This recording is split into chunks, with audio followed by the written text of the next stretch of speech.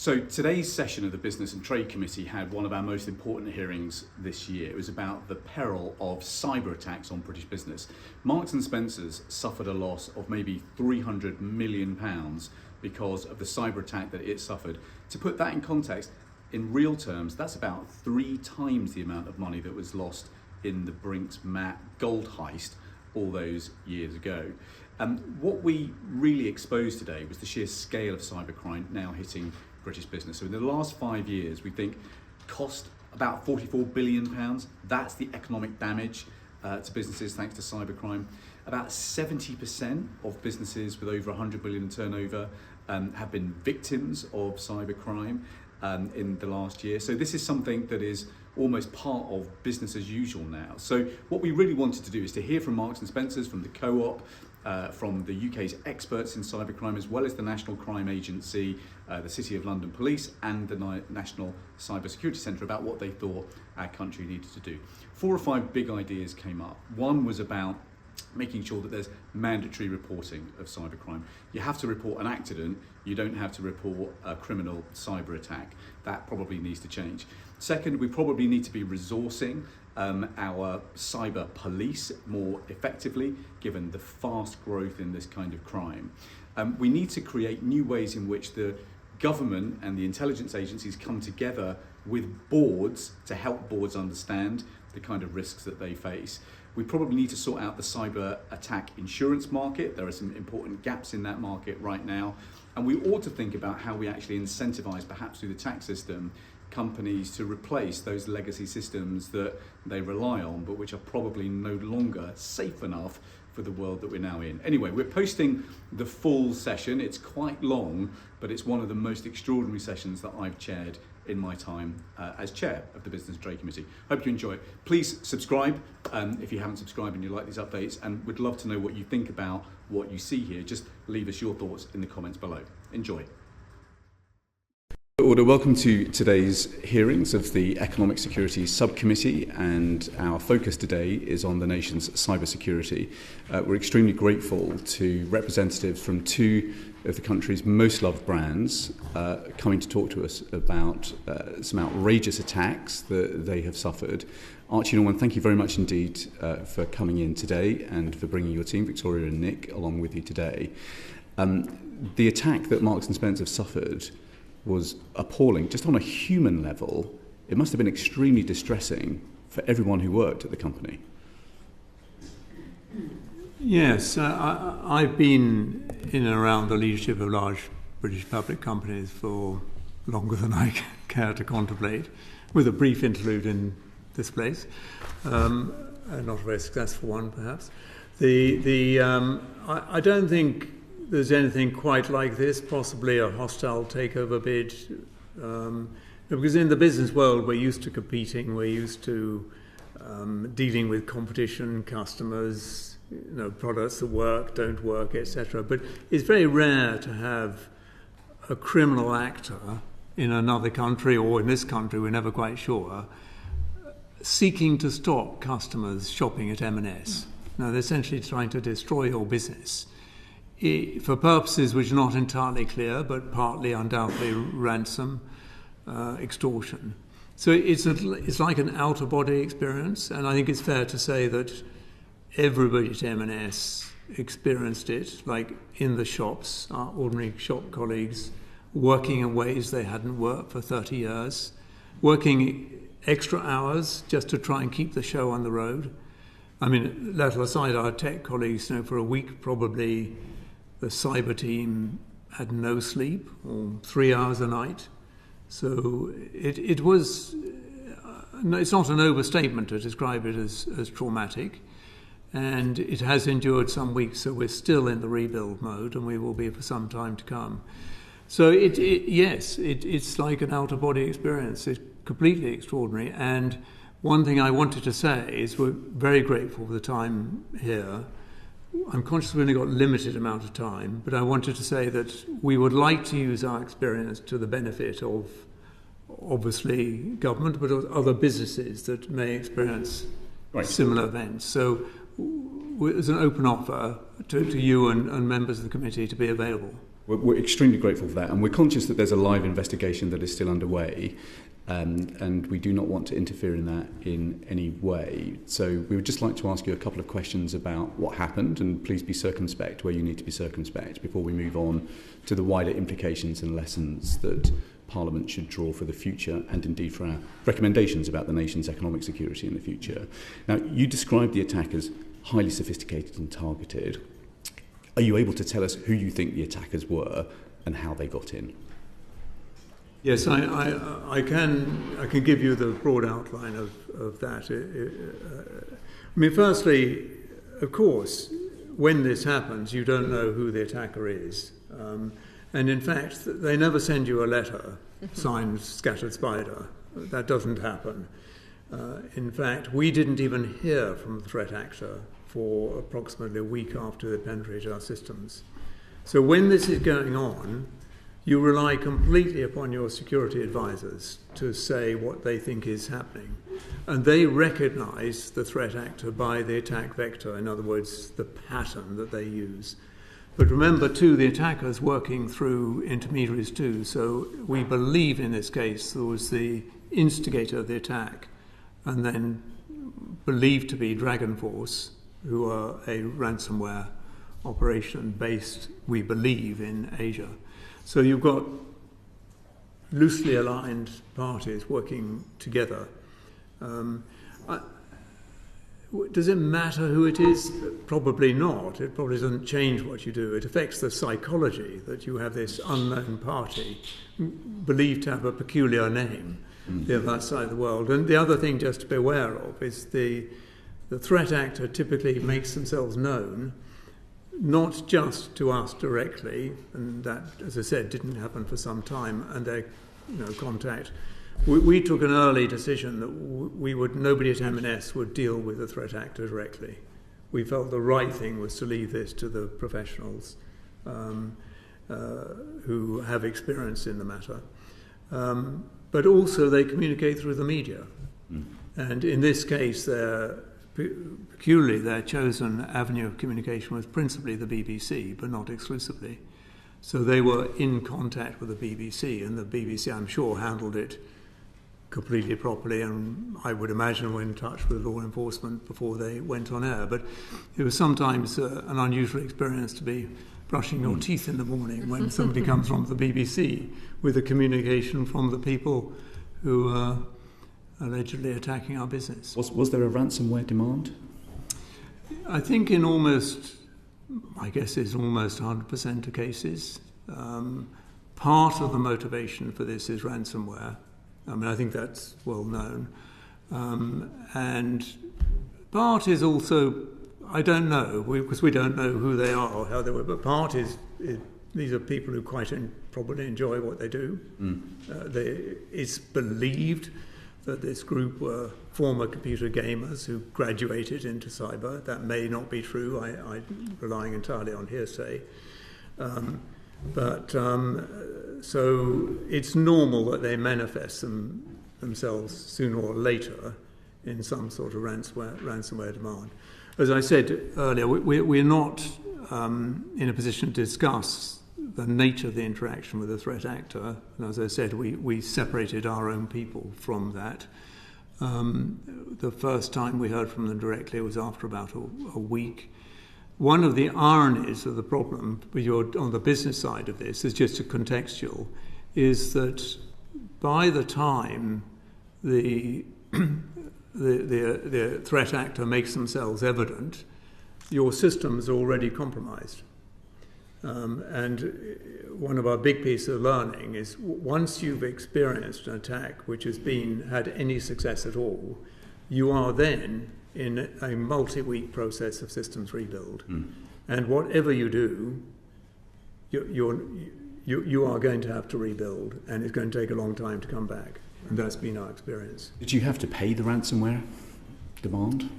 No, I don't think. I think that's a business and a decision. It's a business decision and it's a principal decision. The question you have to ask, and I think all businesses should ask, is when they look at the demand, what are they getting for it? Because once your systems are compromised and you're going to have to rebuild anyway, maybe they've exfiltrated data that you don't want to publish. Maybe there's something there, but in our case, substantially the damage has been done. You'd obviously invested significantly in cyber defences in front of this attack.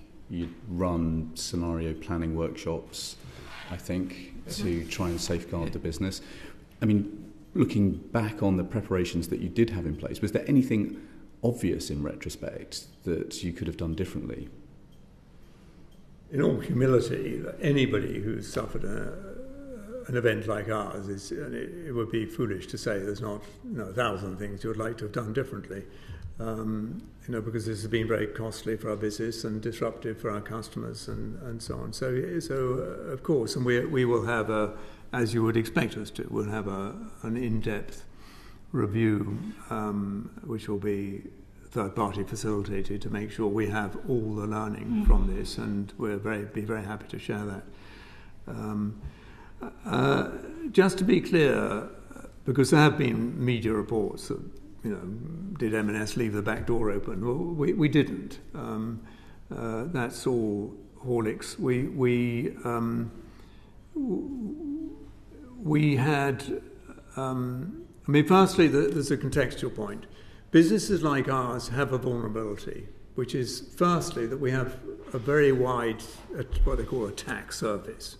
It's all this new language you learn when you get the attack surface or perimeter. So we have 50,000 people, colleagues in the stores, contractors working for us, some may be outsourced, maybe in India, who are working on our systems. So the attack surface is enormous, and the attacker only has to potentially be lucky once with one of those 50,000. So the right thing to do, if you're in our business, is to assume that the perimeter is permeable. Now, ultimately, can they get in? They probably can if they try hard enough. And you have all the preventions that you should have, double dual-factor authentication, password control, everything like that. But there's 50,000 points of entry. So you have to assume that they can get in. And in our case, the initial entry, which was on April the 17th, occurred through what people now call social engineering. As far as I can tell, that's a euphemism for impersonation. But it was a sophisticated impersonation. They didn't just rock up and say, would you change my password? They appear as somebody with their details. So, and part of the point of entry in our case also involved a third party. So it's just a reminder that attack surface is very hard to defend. The second point I'd make in terms of vulnerability is we've been around since 1884, so we do have legacy systems. Now, we probably wish we didn't, and one of the lessons is if you modernize your systems in a cyber secure way, you're going to be, but all businesses like ours have a hybrid of old and new, and that hybrid of old and new makes it harder to compartmentalize your system. So the question is, if they get in, how easy it is to move laterally, and that's inhibited by the interconnectedness of all our systems.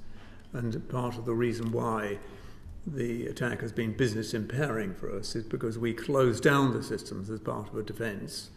So there was some impact, but when closed down the systems as part of the defence, which is the right thing to do, and I think you'll find that Co-op did the same, and probably more radically than we did. And that once you close them down, bringing them back up in safe form is very difficult. And just in terms of lessons learned, which I think was where the question started, one of the things that we would say to others is make sure you can run your business on pen and paper, because that's what you need to be able to do for a period of time whilst all of your systems are down, you having taken them down yourself for protection. That's right. Yeah. If you think, I talked to Chief Executive one of the banks, and you may have done the same. And if you're running people's payment systems, you're responsible for their wages. It is true you cannot afford to fail. So they would have backup on backup. So they'd have huge redundancy in their systems. It's very energy intensive. They probably have 3 times the cloud capacity they need. Very expensive thing to do. As a retailer, you can't really afford to do that. So your resilience, as Nick has said, is what do you do when your time and attendance system isn't working? Well, I'm old enough to remember a time when they didn't work and you did have clipboards, but you need to be ready to go back to that time. And you improvise your way through. That's very useful, thank you. Sonia Kumar. Thank you, Chair. It's about £300 million that you've lost in this cyber attack. How has that affected your future plans, and how have you changed your model? Has it changed any of your mergers, acquisitions, or has it changed any of your future plans now?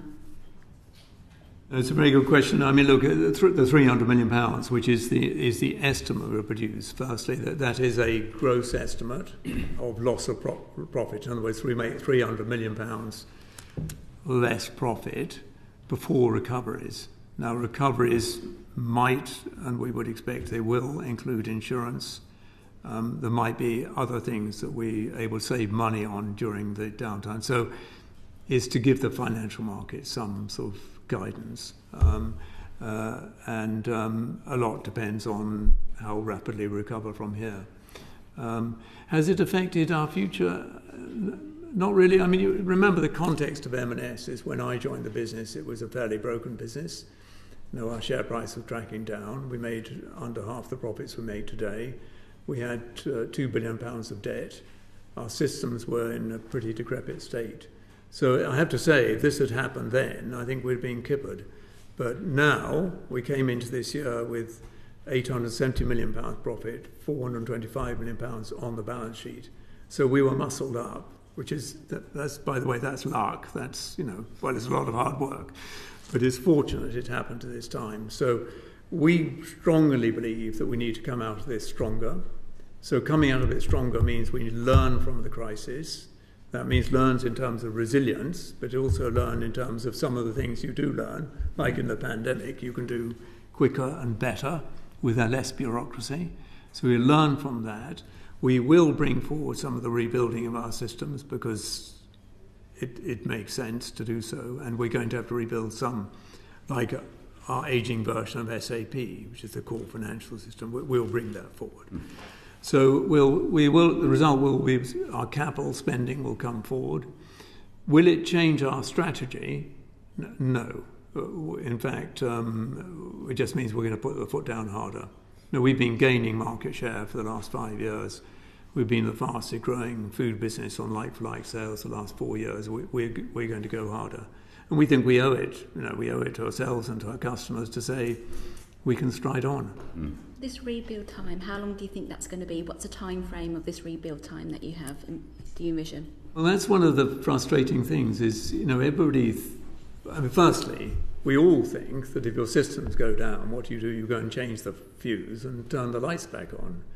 It doesn't work like that. There's several reasons for that. So the straight answer to your question is it will be months.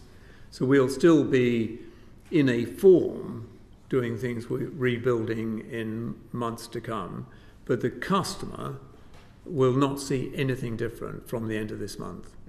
Well, we hope it's the end of this month, maybe before that. And just remember, we've traded all our stores fully throughout the crisis. The reason the 300 million is particularly impactful for us is because a third of our clothing and home business is sold online, and the online business is disabled. So roughly speaking, for each week we weren't trading online, we were losing £10 million in profit, roughly speaking. Now, we are now up and running online, but we're not back to where we should be. And our big automated centre in Castle Donington comes back online, hopefully imminently. So it's a long, slow process back.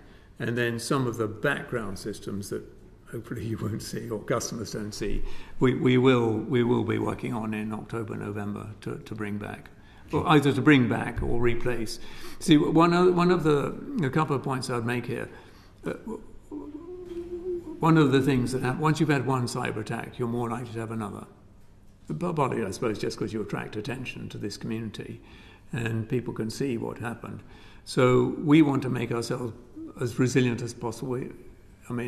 for the future. And that means the way in which you bring things back has to be highly protected. So our early return was completely resilient. We had no remote working. So anybody working on systems had to be within a data center, which was fully protected by, we had it's called Juniper protection system. We call it rings of steel. So you want early on, you want to come back in a very, very secure way. That takes longer than if you had multiple outsourced people working on your systems from around the world. Yeah. Thank you. Thank you. Gregor Poynton. Thank you very much, Chair. I just want to ask 4 quick questions, hopefully with 4 quick answers. I'm going to ask the same to the Co-op because I'm keen to try and get an understanding of the differences and similarities of what happened to you in your response to that. So you say April 17th was the date that they got in. You found out that later. What then was the date you knew that they were in? April 19th. April 19th. Well, and then what was the date then you then went public with that and shut down your speaking part, we know, and we have complete details which obviously we shared with the NCA of the point of entry and the manner of entry, and we've tracked their path through. It became evident to us on the late afternoon of the Easter Saturday, April 19th, that they were in the system. And we called the first crisis management team meeting that evening at 10 o'clock. Yeah. And then what the next date was when you shut down your site and let your customers know there was a problem? We alerted all the relevant authorities the following day or when they were back to work after Easter. So that included the NCA, the NCSC, the FCA, the ICO, and the Irish authorities. So there's a whole string of people. Then went public? We went public on the Tuesday. Yes, I think I got that right. Yeah. 22nd. So what you raise the point is that when you're dealing with all this, one of the issues is there's a media maelstrom. Yeah. The media are we're the most public of public companies, so I'm not... we're used to it. It's what we expect. We have 40 million customers to look after and 50,000 colleagues. So we expect that. But you have to deal with a lot of media at a time when you can't necessarily answer all the questions. And then when you realised your site was under attack, but before you went public, did you let other retailers know that was happening? And if so, what was the process for that? The process for that is through the NCSC. So that is their role, and I've spoken to them. My reason to believe that is exactly what they did. Mm-hmm. So you must ask the Co-op, but I think that they would have been, I hope they would have been alerted by the NCSC, and we shared all the information about the vector and manner of our attack, so that then they could alert the other retailers, and they do operate a sector group, so that they can coordinate. Right, great.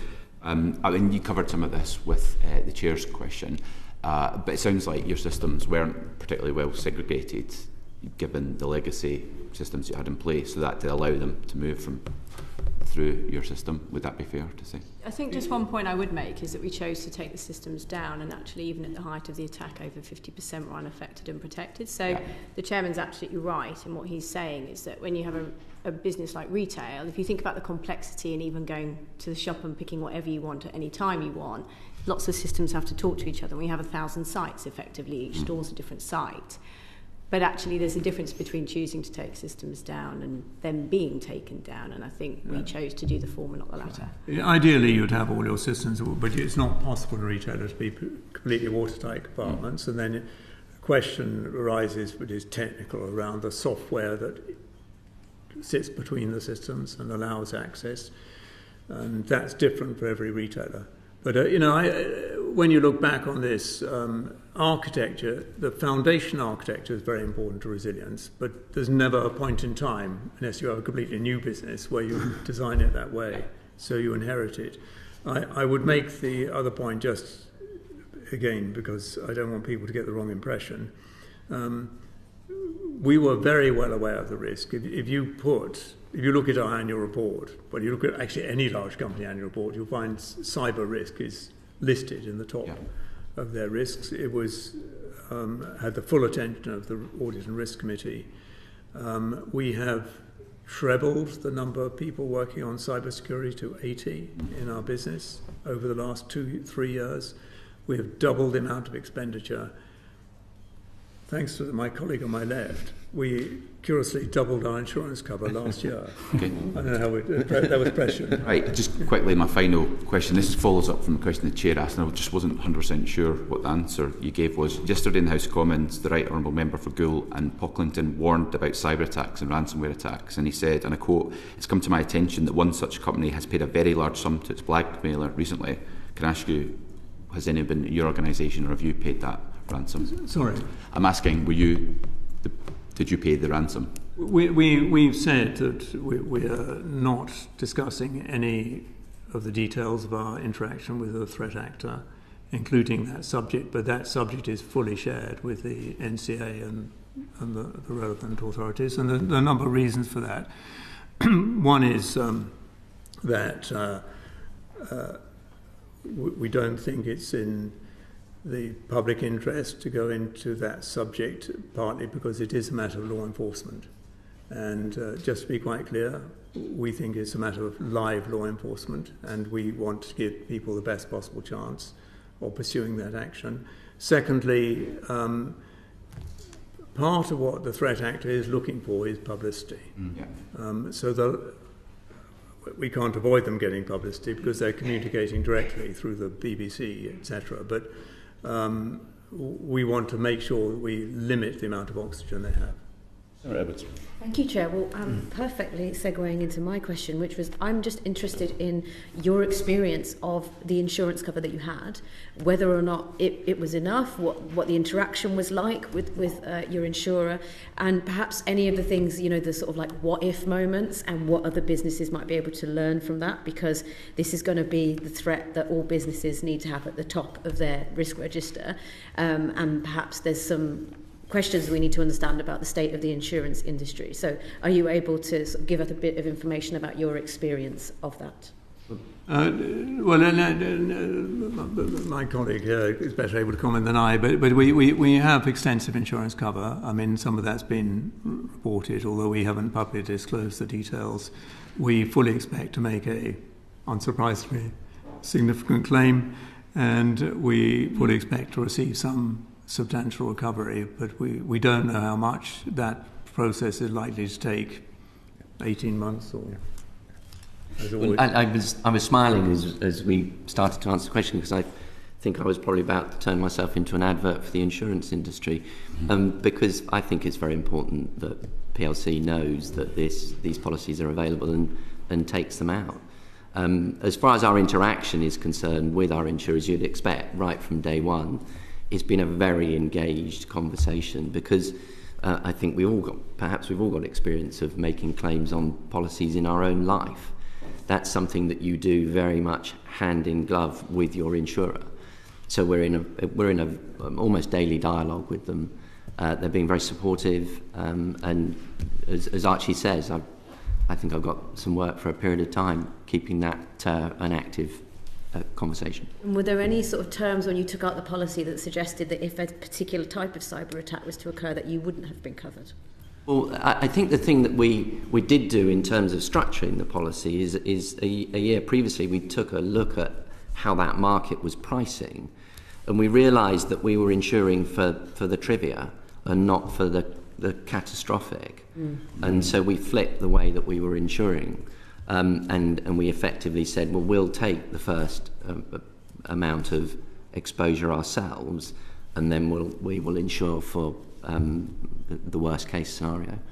And it just turns out, and thanks to colleagues who made that recommendation, it turns out to have been a decent decision. Joshua Reynolds. Thank you, Chair. What support did you receive from the governments, from law enforcement, from government agencies?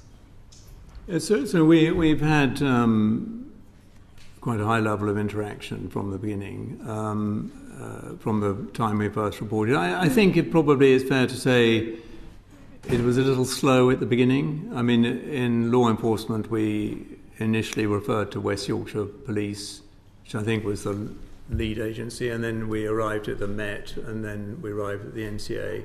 How long did that take, Archie? How long did that triaging process take? I think it was over several days. It turned into perhaps weeks, but the thing to emphasise is that I think that's because the situation was evolving. So it sounds like it was quite a frustrating process. No, I wouldn't want to convey that at all. It was just a question of being in the right channel and because initially you're telling people you don't know the full extent of what's happened. I think probably my guess is that you would have to ask them that it is a question of scale. That once it became clear that the level of the attack and the fact it was affecting other people in the industry, that it was, my guess, it escalated to the NCA. We also, by the way, had an interchange with the FBI, who were very supportive. I think it's understandable that the FBI are more muscled up in this zone. 60% of all cyber attacks reportedly happen in America anyway. But also they would be. And our advisors, our security advisors, were very good at helping us with those contacts. I think what I would comment on, because to address the question, is that we have no complaint about our interaction. I would say the interaction tends to be a little bit one way, but that's not a criticism. In other words, we are informing them of what transpires so that they can then do their deliberations or investigations. It's then the NCSC's responsibility to make sure that the information is appropriately networked. I would say, as a comment, and I've talked to them about this, I think they would agree, the level of NCSC interchange tends to be probably a little bit more at CISO level, cybersecurity officer level. In my view, it would help to have a little bit more of a boardroom presence.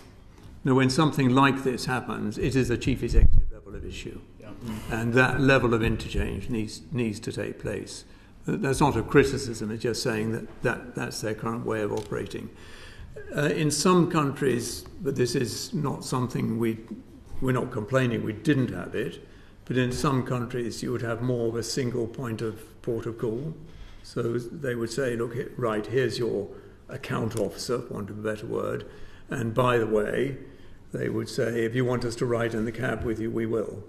So do you like us to come to a crisis management meeting, give your advice, listen to what's happening so we gain the intelligence? That's not our current mode, and my guess is that we're just not resourced up to operate at that level. So on that topic then, is that the kind, obviously we're no doubt going to be wanting to go back to government and the government going to want to learn from this as well. Is that the kind of thing that you think government should be implementing in the future, that two-way dialogue, that join you and be with you for the process? Yes, I do think that, and I think that would find favour with the relevant agencies too. I think they would acknowledge that would be useful. Obviously they are, but you'll understand that they're limited in their resources. I just think that, well, if you raise it up, I mean, I think that if you want a growth economy, you need to have a cyber resilient economy. So people can say, I invest in the UK, I'm more likely to be protected against this sort of event because they have very high standards of cyber, very high quality advisors and good national authorities. I think that should be our aspiration. It is indeed referenced in the industrial strategy, and I think rightly so. Well, actually making our country the safest place to do business is a competitive advantage in this world. 100%. And I think that is a function of having very good authorities, very fluent interchange with the enterprise community. Because remember, the intelligence at the front line is typically in the businesses, not in GCHQ or wherever, although they're obviously very well informed. I think you have to recognise it's global. So these threat actors are not typically based in Surrey. They might be in Malaysia, they might be in Russia, in this case rumoured to be in the US and UK, but we don't know. So you have to have an authority that's capable of networking at a global level and making a punch at that level. And the other point I'd make is that it's very advantageous if we in this country have leading cybersecurity experts because we have a cyber services industry. We do have some good companies who work in this space, but like as you'd expect, the really big operations come out of the US. Griffiths. Thank you, Chair. You've obviously had to become cyber experts in the last few months, and I heard a lot of focus on activity since the event. But you took 2 to 3 years. You said you over the last 2 to 3 years as a board, you have been executing change. I would argue that reputational risk, operational shutdown, supply chain chaos and the financial devastation that you have encountered have been well publicised by the cybersecurity industry, particularly since COVID and the change in the attack surface that brought on. You brought in a global CISO in 2023, a new chief architect only weeks before the attack occurred. What specific actions were you taking since 2020, not in the last couple of years, to actually make the changes to that legacy architecture and to protect yourselves much earlier against the very risks that you've now come up against? Yeah, no, Alison, I understand the question, and that's the question we obviously ask ourselves too. Just remember, broader context is this is a business that in multiple dimensions was in, put it politely, recovery mode and rebuild mode. So, and we had limited financial capacity. From around the time you refer to, 2020, we've been in much better financial position. We certainly are now, so we can accelerate the change. That's not an excuse. When we look back on this, in all humility, will we find things we say, well, we wish we'd done that? Yes, of course we will. We did we brought on board a new team, as you referred to, including a new CTO 2 years ago, 18 months ago, a new CISO prior to that. As I mentioned earlier, we muscled up the defence team. The defence team, the cybersecurity team is there to defend, but what they have to defend is the thrust of your question. And I think we would say, with the benefit of hindsight, would we like to have brought forward our capital spend on technology to strengthen the architecture? Yes, we would. Remember, we started 7 years ago with a business that was 80% in on-the-ground servers. So we've in computer centres, we had something called, people don't talk about now, but it's called a mainframe. You might remember mainframe. Indeed. We had a mainframe, it was IBM, we had to migrate off. So there was quite a lot of foundation work that had to be done before we could even worry about some of the things we really wanted to worry about. We made good progress on all of that. But also with that, we've been investing heavily in new data systems to ensure we've got customer data properly marshalled and harboured. With the move to online is a very big change. We have a loyalty card system, but all these things absorb capital. That's not an excuse. It's just saying, have we been investing? Yes, we would accelerate the investment. I think lessons for us or other people, there's some basic things that people sometimes forget. So in a legacy system, you have very distributed systems. There are multiple different places. They were installed by probably contractors you no longer use. I would say mapping your systems sounds really basic, but having an absolutely rigorous map of exactly how they all interface, what is hosted in each server, who has access to it. It sounds really elementary, and it's not, the fancy stuff, but I would say that is one of the things that I would advise everybody to do. Thank you. And can I just go back to a slightly separate topic, the role of the board? So, in my view, the role of the board should be to provide the governance of the executive team, but do you feel in that period since 2020 that you were, as a board and as chair of the Audit and Risk Committee, putting sufficient focus on cyber risk?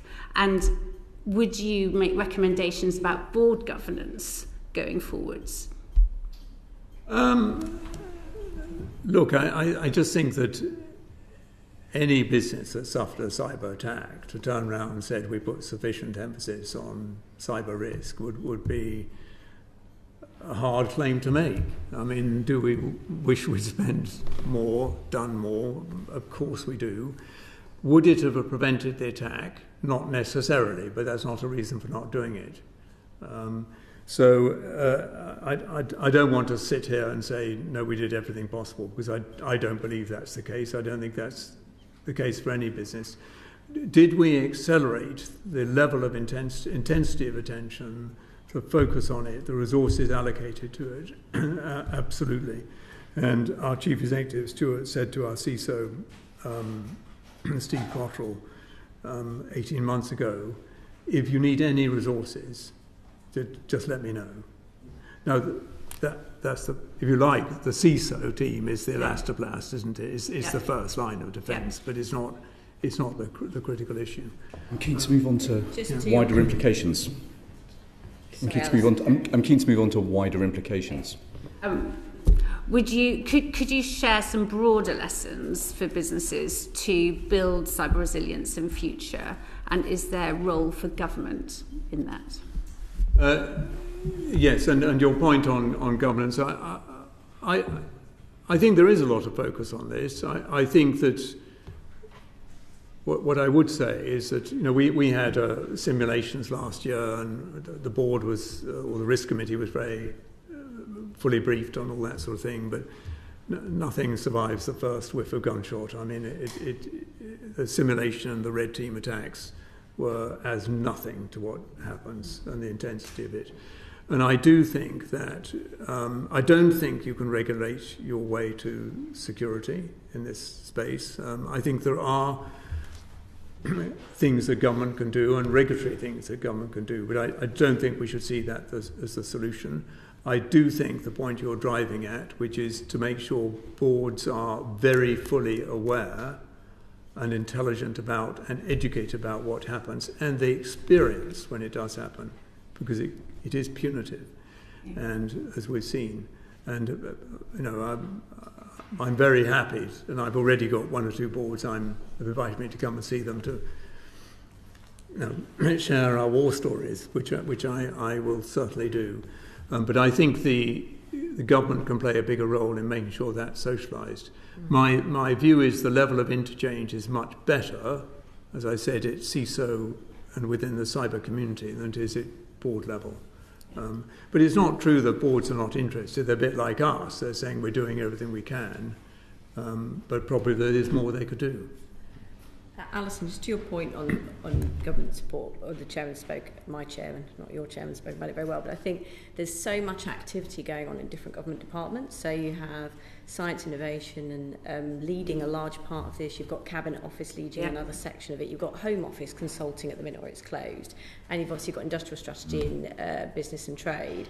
And I think being able to bring that together in something that's more cohesive, the UK I think is number 3 behind the US and China in terms of our capability and investment in cyber and seeing it as an asset to the economy. So it's a really strong position for us to leapfrog, bringing the kind of opportunity of it together as well as managing the risk. So you help UK PLC be more resilient, but also try and grow it as a sector, thinking about that more holistically, and therefore having a single owner across government, I think would be incredibly helpful. Okay, I mean, because time's marching on, but to your question, another probably oblique point. We do think that mandatory reporting is a very interesting idea. It's apparent to us that quite a large number of serious cyber attacks never get reported to the NCSC. In fact, we have reason to believe there have been 2 major cyber attacks of large British companies in the last 4 months, which have gone unreported. Now, I'm not on the board of those companies, so I don't know, but that's what we have been advised. And we think that's a big deficit in our knowledge as to what's happening.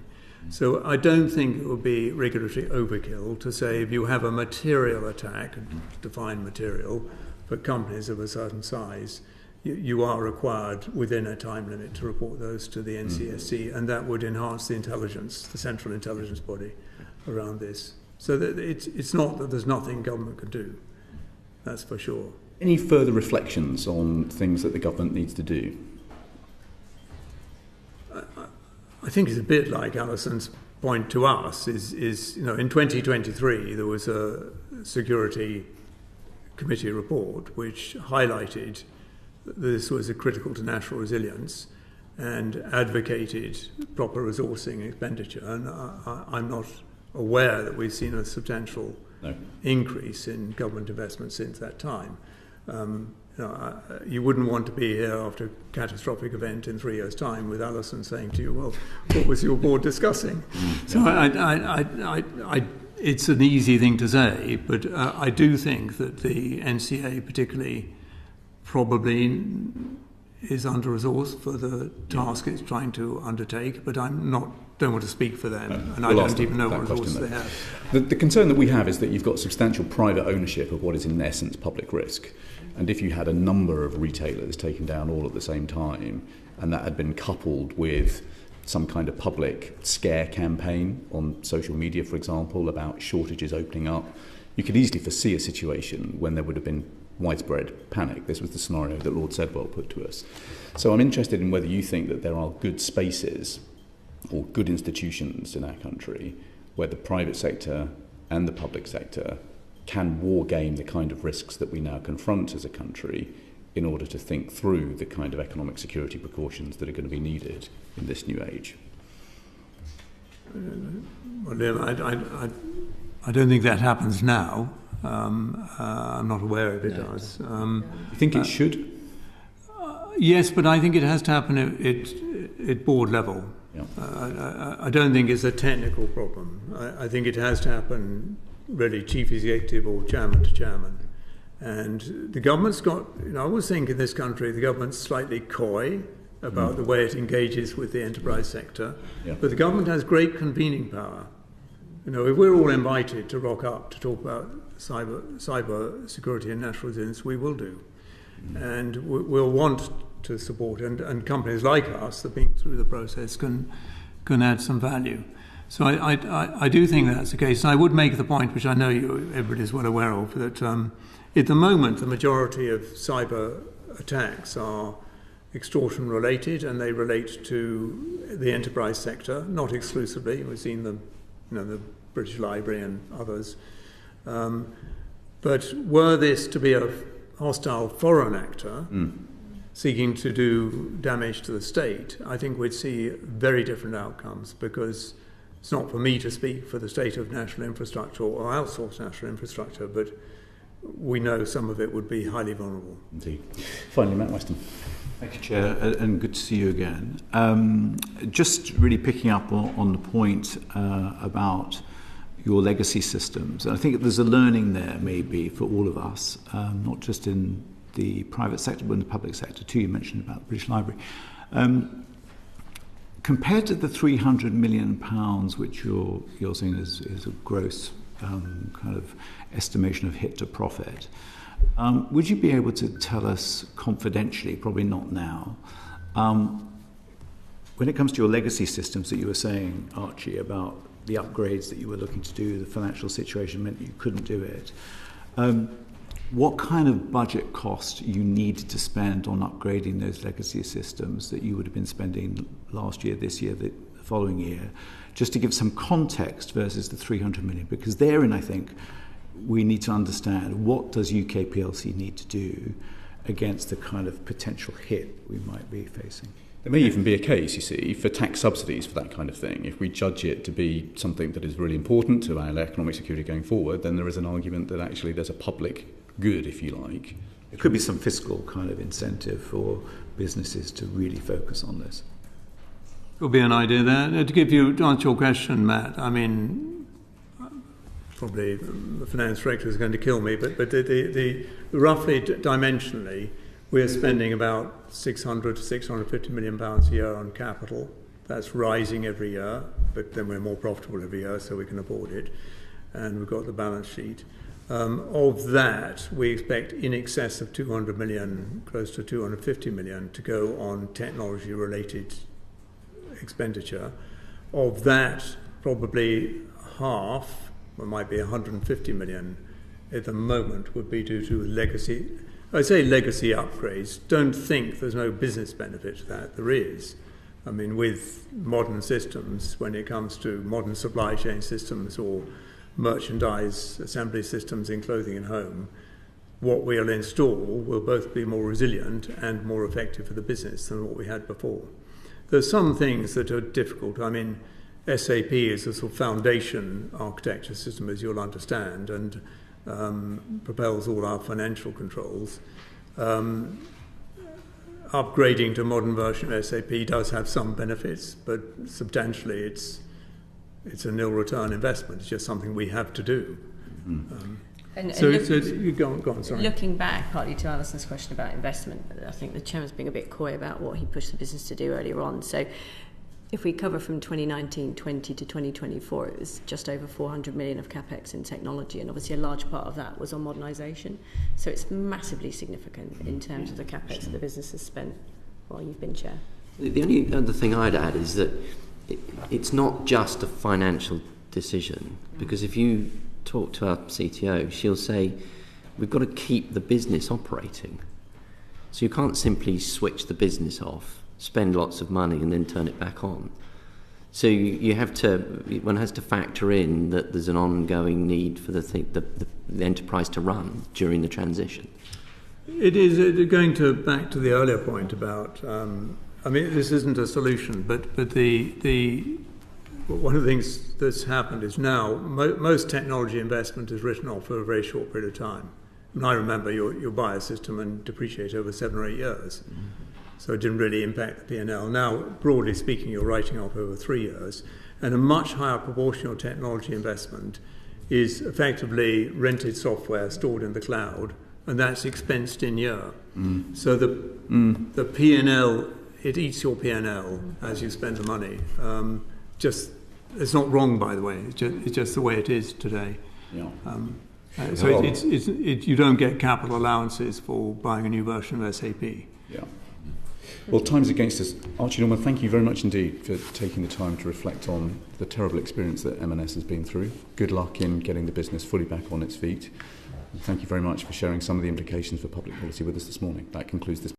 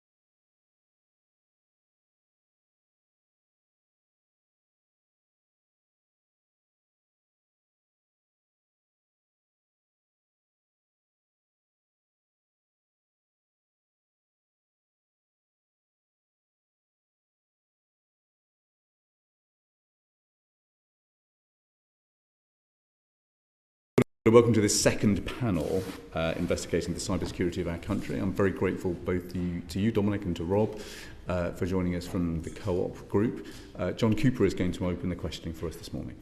Thank you very much, Chair. And I should just say that I declare a non-financial interest in that my son actually works for the Co-op and so was to some extent on the front line of all this. But I wonder if you could just give us a picture of what happened and a sense of how you realised you had a problem and what the difficulties then were. And our understanding from the previous session is that you may have taken the decision yourselves, a bit like a doctor cutting off an injured limb to save the body.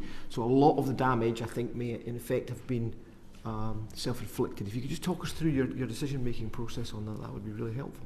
Absolutely, and firstly, thank you for inviting us here. And it's a good analogy. We've had a number of analogies used. I think it might be helpful in a moment for Rob just to take through some of what we saw the attackers do and how we responded. But just before we do that, I think this was a sophisticated cyber attack on Co-op Group in April. The criminals used a variety of methods to seek to access systems and data. Within hours we had detected those, we had set up our continuity processes, and in doing so managed to prevent deployment of ransomware and any serious damage to either our systems or to our members. However, I think there's a reality check here that is that no organisation, regardless of how prepared you might be, is entirely invulnerable to these sorts of attacks, and they are going to get more sophisticated. For example, the actions that were taken to avoid that more significant disruption, however controlled and sort of proactive they may have been, did have a significant impact for a short period of time on some parts of our operations. We know that member information limited to names and addresses and contact details and dates of birth, but still that was copied by the attackers when they were in our systems for such a short period of time. And so, it's important that we say, for that we are very sorry to our members, and we feel their concerns deeply. I think it's important that we recognise that this is something which is going to become more and more sophisticated, and that the steps that we take, and the proactive steps that Rob and his team have particularly taken, and then across all of our colleagues to whom we're massively thankful for how well they've pulled together, that is not going to be the only the answer to making sure that we're entirely impervious to cyber attacks in the future. But if it's okay, it might be helpful for Rob just to take Rob, you through tell quickly. us what happened. How did people get in, and what do we know about who they were? I'll take a minute or two and just walk you through the kind of salient points. So the initial attack took place on the 25th of April. So in effect, we saw from our side a colleague account acting maliciously. Our cyber defences kicked in immediately and restricted the activities of that account. Rob, can I just check, at this stage, were you aware that there had been an attack on Marks and Spencer's? We weren't. We actually spoke to them after we contained the threat. So the following week, we very helpfully via the NCC Road exchanged notes. But yeah, by that point, we were unawares of the activities. We had reached out, but clearly they were having a very busy time. There was media speculation, so we knew that they'd been disrupted. Okay, thanks, Rob. I'll just continue. Yeah. So effectively, we saw the malicious behaviour, which within minutes, when the systems block those activities, they notify our teams they were logged in, and then I guess for the next 24 hours, best summarised as a bit of a firefight, as we were locking accounts out and trying to restrict what they were able to do. At that point on the Sunday, we had effectively restricted things like VPN access, but also remote access into our systems as a way of ensuring that we're able to keep the criminals out of our systems. And in doing so, there was a minor impact to some of our colleagues because they couldn't work remotely at that point for certain systems. It's worth me also pointing out that our systems are heavily segregated, which means that this was very much focused on one specific zone. Throughout, all of our online business continued to operate as normally, and our retail stores and payments, etc., are segmented, so therefore they weren't part of this attack. But specifically after the attack had taken place, we then brought in our pre-agreed forensics teams, which we had on contract prior to these events occurring. We stood up our incident management response, and this is on the Sunday, having had the event occur on the Friday. And then by Monday, we were clearly going through the forensic analysis of precisely what had taken place. This, as Dominic said, is a sophisticated attack, and it's actually multi-stage. So what was then interesting is on the Thursday of that week, we saw effectively software within our network trying to communicate with a threat actor's website. So this is really where you start to try and download a payload, or the ransomware would effectively come and deploy. Again, our defences spotted that those IP addresses were actually, or those addresses were of a threat nature, and therefore blocked all communication. We then identified the source, or where the source of this kind of beaconing was coming from, and then we took the proactive measure to say, look, you can't guarantee when you're watching, say, 4,000 website contacts happening a minute that one of them may not be listed, for example. So we proactively paused all of the communication within that zone until we were able to identify the root cause of it. We then identified that the root had spread to a number of domain controllers, which is a technical term, but effectively it meant that we would hold the block in place while we rebuilt roughly 40 or so key system pieces of equipment, and then we were able to restore service about 14 days after, about a week we left the block on, and at that point clearly we had mitigated the ransomware deployment, but we had also ensured that we'd done the containment exercise of our core network before we were able to then start if you like, releasing our systems and services. Through that period, we were using business continuity plans for the 2 weeks on things like our food ordering to store.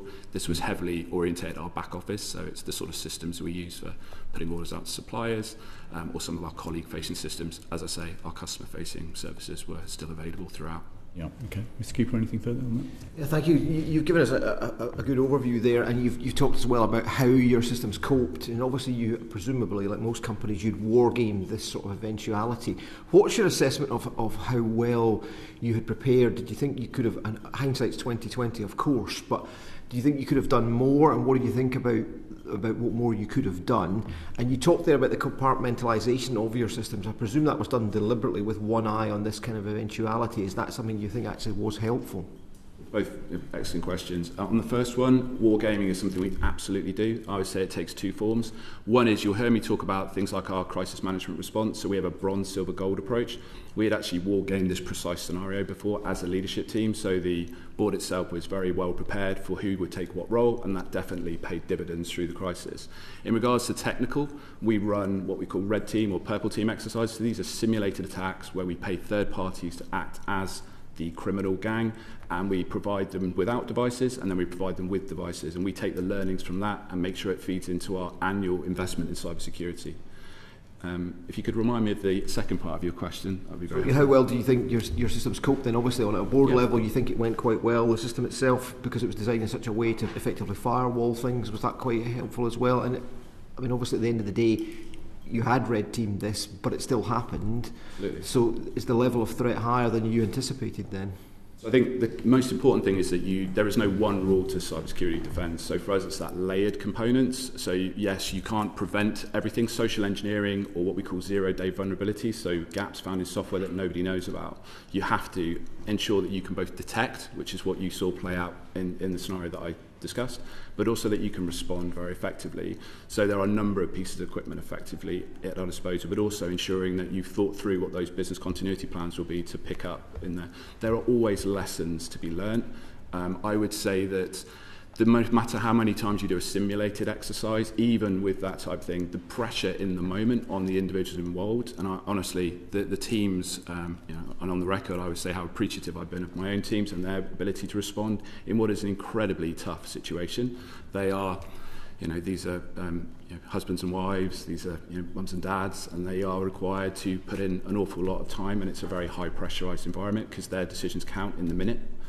So I would say that there are always learnings from a real experience versus those simulated ones, but the simulated ones are incredibly helpful. If I could just pick up on the social engineering part there, you mentioned that. Is that your understanding of how these people got in? Again, my limited knowledge of this social engineering is where there's effectively impersonation. So someone phones you or IT people and said, can you change my password? That person's not who they purport to be. Is that your situation? Absolutely. They were able to impersonate a colleague. They were able to successfully answer a number of security questions to be able to get that account reset. That activity happened about an hour before they started to use the account maliciously, and at that point clearly our teams were notified because of the types of activity they're trying to do are not prohibited in the network, and therefore they responded immediately to that. Okay, Joshua Reynolds. Thank you, Chair. I want to talk briefly about how the business has been impacted with day-to-day customers and members, but I'd also just like you to talk a little bit about how specifically with Co-op Group having different cooperative societies across the country, obviously different independent companies but supplied by yourselves as a group, how that communication process worked and how it impacted on those businesses too. So I'll give a bit of an overview, and then if there's specific points on the technical side, then Rob can come in.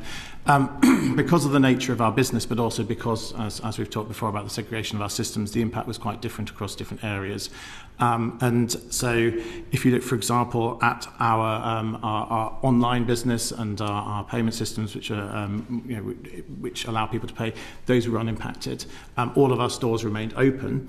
However, within our distribution centre, we were reverting back to those manual processes that were referred to in the previous section of the committee business, which obviously has a significant impact on efficiency. Are they already, those backup systems, those paper-based systems? Well, they're there, but it's how often that you test them, and I think that's a key piece. One thing that we learnt, though, through to your question before, Mr. Cooper, was the parts of our business continuity exercises, which I think paid off most in the sort of preparation stages, are actually the parts which dictate exactly how you are going to make decisions in that pressured moment. It's more the generic ways of working. You can, of course, look at specific events, but you never know which particular part of the system is going to be impacted and how it works. Now, within that, there's lots that we'll have learned which we'll be taking away around, okay, where are our key vulnerabilities when you do go back to those paper-based systems? Is it going to be in depots? Is it going to be? But again, it would impact, because had it been the payment system, we'd have had to find a different approach. So I think that you need to be prepared around the specifics and really understand where your key sort of the key things are to keep your business running.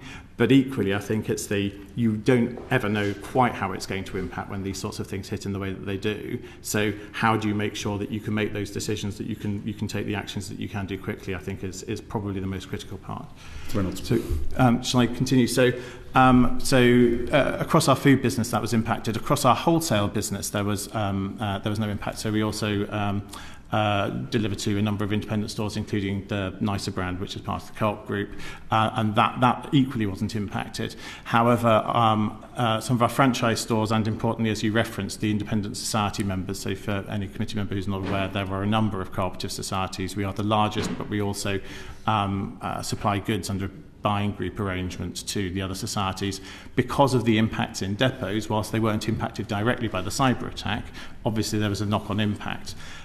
The other thing that we had to consider through that is that it impacts different localities and stores. We run a number of stores, what we call our lifeline stores, in areas where the impact of a store being shut is different. Some areas you can't just go to a different retailer around the corner. If you think about the Highlands, some of the island locations. So we had to then consider, how do we make sure that we get the right prioritisation around those. Across our life services businesses, so our insurance business was unimpacted, and our funeral care business managed to continue to provide all the funerals in the way in which the loved ones wanted. However, a lot of the colleagues in our funeral care business were reverting to paper-based systems, which inevitably we're now having to update the systems now they're back online. Our legal services business, because of the nature of how their systems worked, our legal services colleagues all log on in through the methods that were locked down by the actions which Rob and his team took. So that was more heavily impacted than other parts of the organisation, and so we had to look to make sure that we were prioritising those more critical cases and that we stopped taking on new business so that we could focus on existing customers. So it was quite varied across, which is, I think, just reflects the segregated nature of the systems. And then, as a member-based structure for your organisation, obviously the kind of conversations and level of communication you have to have with your members is very different to that of M&S from Panel 1. Can you talk us a little bit how that member communication took place? Of course. So we are a member-owned organisation, and whilst we have listed debt, which means that we do have some market obligations, we don't have listed shares, so we don't have quite the same consideration around some of the communication to investors. In fact, our owners are the same people who are shopping with us and the people who are impacted. So we always want to make sure that we are being as transparent as we possibly can with our owners. There's then the balance between making sure that you know enough to be able to, in these situations, there's always information gathering. So within certainly a few days of the attack happening, noting it happened on a Friday, we had communicated out to our members both by way of an announcement to the markets, but also by way of our website, but also emails to all of our members, those that we have email addresses for at least, so that they were aware in particular of the fact that that their personal details, contact details, dates of birth have been compromised. For us, I think the ability to be as transparent as we can with members is actually quite helpful, because you're not then distracted by having to work out what can we say, what can't we say in the same way, and that's why we're very keen to continue to be as open as we can. If I may add one point actually to Dominic's account as well, is that we used the opportunity whilst we were still going through this attack to actually get all of the CIOs and all of the IT directors of all of the independents and offered to have a call with them to actually explain to them all of the different signatures that we'd witnessed and what we were able to do to better mitigate that. We then went on actually to do that with a number of other retailers as well. But it was just, again, those those channels, for me, the biggest learning is always this is not a taboo subject, how are you able to communicate clearly what you're able to do, what you've learned to others, so that you prevent that from being a systemic implication. But we absolutely did that with... Absolutely, and I'm sure we'll come on to it at some point, but that information sharing is, I think, going to be increasingly critical. Good point. Just, you may have been in the earlier session. I'm just keen to understand the differences and similarities from your response to M&S's response and what we can learn from that. You gave me some of the dates, the timeline. So April 25th, that's when the attack started. You became actively aware on the 25th, so it wasn't just your systems were working, it was you as people understood that was happening. 100%. So I can give you the dates and times at 7 o'clock. We're literally within minutes of that, our systems had alerted us automatically, and then the teams logged in. So within an hour of them doing malicious content, clearly initially they would have looked like a colleague, but this was within literally minutes of the initial. And then how long after that did you then alert the authorities that this was happening? So that was over the course of the weekend. So the following day, it might have been Sunday actually, the NTA and the NCSC were informed. We updated the ICO and our other regulators, FCA, SRA, GCA, on the Monday, and various other government departments. So, as quickly as we were aware. Great. And then you said it was a few days until you then let your customers, owners know? Yeah, so the in that initial period, there was actually, as Rob mentioned, very limited impact directly, and at that point we hadn't established that any member data had been accessed. As soon as we'd established that on the Friday, through the ongoing forensic activity which Rob referred to, and at that point it was the same day that the additional action that Rob took to effectively close down our systems, which then had the operational impact. That was the point at which we put out the announcement and made sure that all our members were aware of the impact on them as members, both from a data and a operations perspective. What date was that then? That was the Friday, which would be the on Friday the 2nd of May. 2nd of May. Oh, yeah. Excellent. It sounds like you'd spoken to other retailers. You mentioned that, Rob, there. So when you discovered the problem, did you alert other retailers in your sector that this was happening to you, and the signatures that you could see? Yeah, clearly we have there's a trust group amongst security professionals in retail. They were able to share some of the information there, but also the NCSC facilitated a number of introductions of others that would benefit from the knowledge we had in the weeks preceding and the week immediately afterwards. And it sounds like your systems were segregated, so that helped you withstand some of the attack. I mean, there's always opportunities and learnings to increase segregation, but yes, as I say, all of our online services were clearly ring-fenced as well. Our payment systems are air-gapped, and a number of our sub-businesses will be on different segments of the network, which helped. And asked this to M&S as well. In the House of Commons yesterday, the Right Honourable Member for Goole and Pocklington warned that cyber attacks and ransomware attacks on major companies are happening, and he said, I quote, that it's come to my attention that one such company has paid a very large sum to its blackmailer recently. Can I ask, was that you? No, it was not. We did not pay a ransom. We did not contemplate or at any point discuss paying a ransom, and in fact we didn't engage at any point with the criminal attackers through the process. Great. And my last question is, were you able to access adequate support from the government from the moment this attack started? I mean, I'm probably best to take that. So, yeah, I mean, the NCSC had assigned a representative to work with us pretty much immediately after we notified them on the weekend, so they were engaged on Monday. In fact, I met with both myself and Shireen met with both James, who's here today, from the NCA, but also Nick, who runs the NCST, I think it was around about the 6th of May. But the teams throughout have been really supportive. Clearly, the biggest role they're able to play with us is that information sharing. We clearly were sharing more information probably than we were gleaning at the time, but other occasions where they've been incredibly helpful to help us with different pieces of information or intelligence that they're aware of in a safe manner. And more broadly, I mean, the rest of our regulators have been supportive and understanding. They're asking all the challenging questions which you'd expect them to ask, and I think by virtue of having a good relationship ongoing with those regulators, actually, I think it's important for both sides to have that level of trust. We've also had a number of government departments reach out to make sure that we had the support that we need, or if there's anything they can do. So from our perspective, yes, the response from government has been supportive and helpful. Thank you, Chair. So we're living in a sort of a technical world, and cybersecurity is going to be one at the forefront to ensure that businesses are secured for the future. Can you walk me through what you think we should be doing for UK businesses to increase resilience? So from a prophylactic point of view, from a point of entry to an alert system to then recovery. Yeah, I mean, I can give you some of my thoughts on the topic. So I think awareness and preparation we talked about is absolutely critical. So being able to run those simulated exercises, knowing what roles individuals will play, but also that layered security posture, so making sure that you have different lines of defence and that you're not just relying on prevention. I think the other thing that is key here is we often look at cybersecurity as being it's all about these cyber tools that will prevent everything from occurring. Actually, one of the biggest vulnerabilities, and we heard earlier from the last session, is around legacy systems, and actually they generally have vulnerabilities in them that may no longer be patched. So definitely staying on top of your IT estate, and by that I mean making sure that you are patching regularly when security updates are provided and ensuring you monitor that, but also in ensuring that you are removing that legacy where there aren't patches, etc. being provided, to make sure that you continually refresh and modernise your estate. I still think there's other things government and certainly businesses can do. There's a real opportunity in the UK. We've got some incredibly smart people leaving schools and universities who've got an amazing skill set. And I think there's, I was really reassured to see some of the cyber growth plans and initiatives.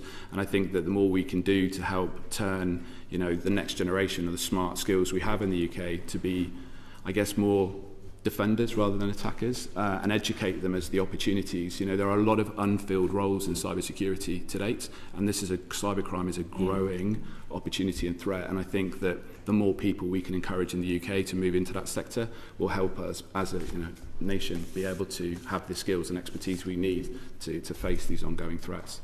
And anything in terms of the recovery point of view, anywhere we could be sharing communication or an alert system or mandatory reporting? Is there anything else from the recovery system and that part of the stage that you think we could be doing better? So for us, as I said previously, we clearly work really closely with the NCSC, so we notified them immediately. I would expect others to do the same. I think that's a great source of information for everybody.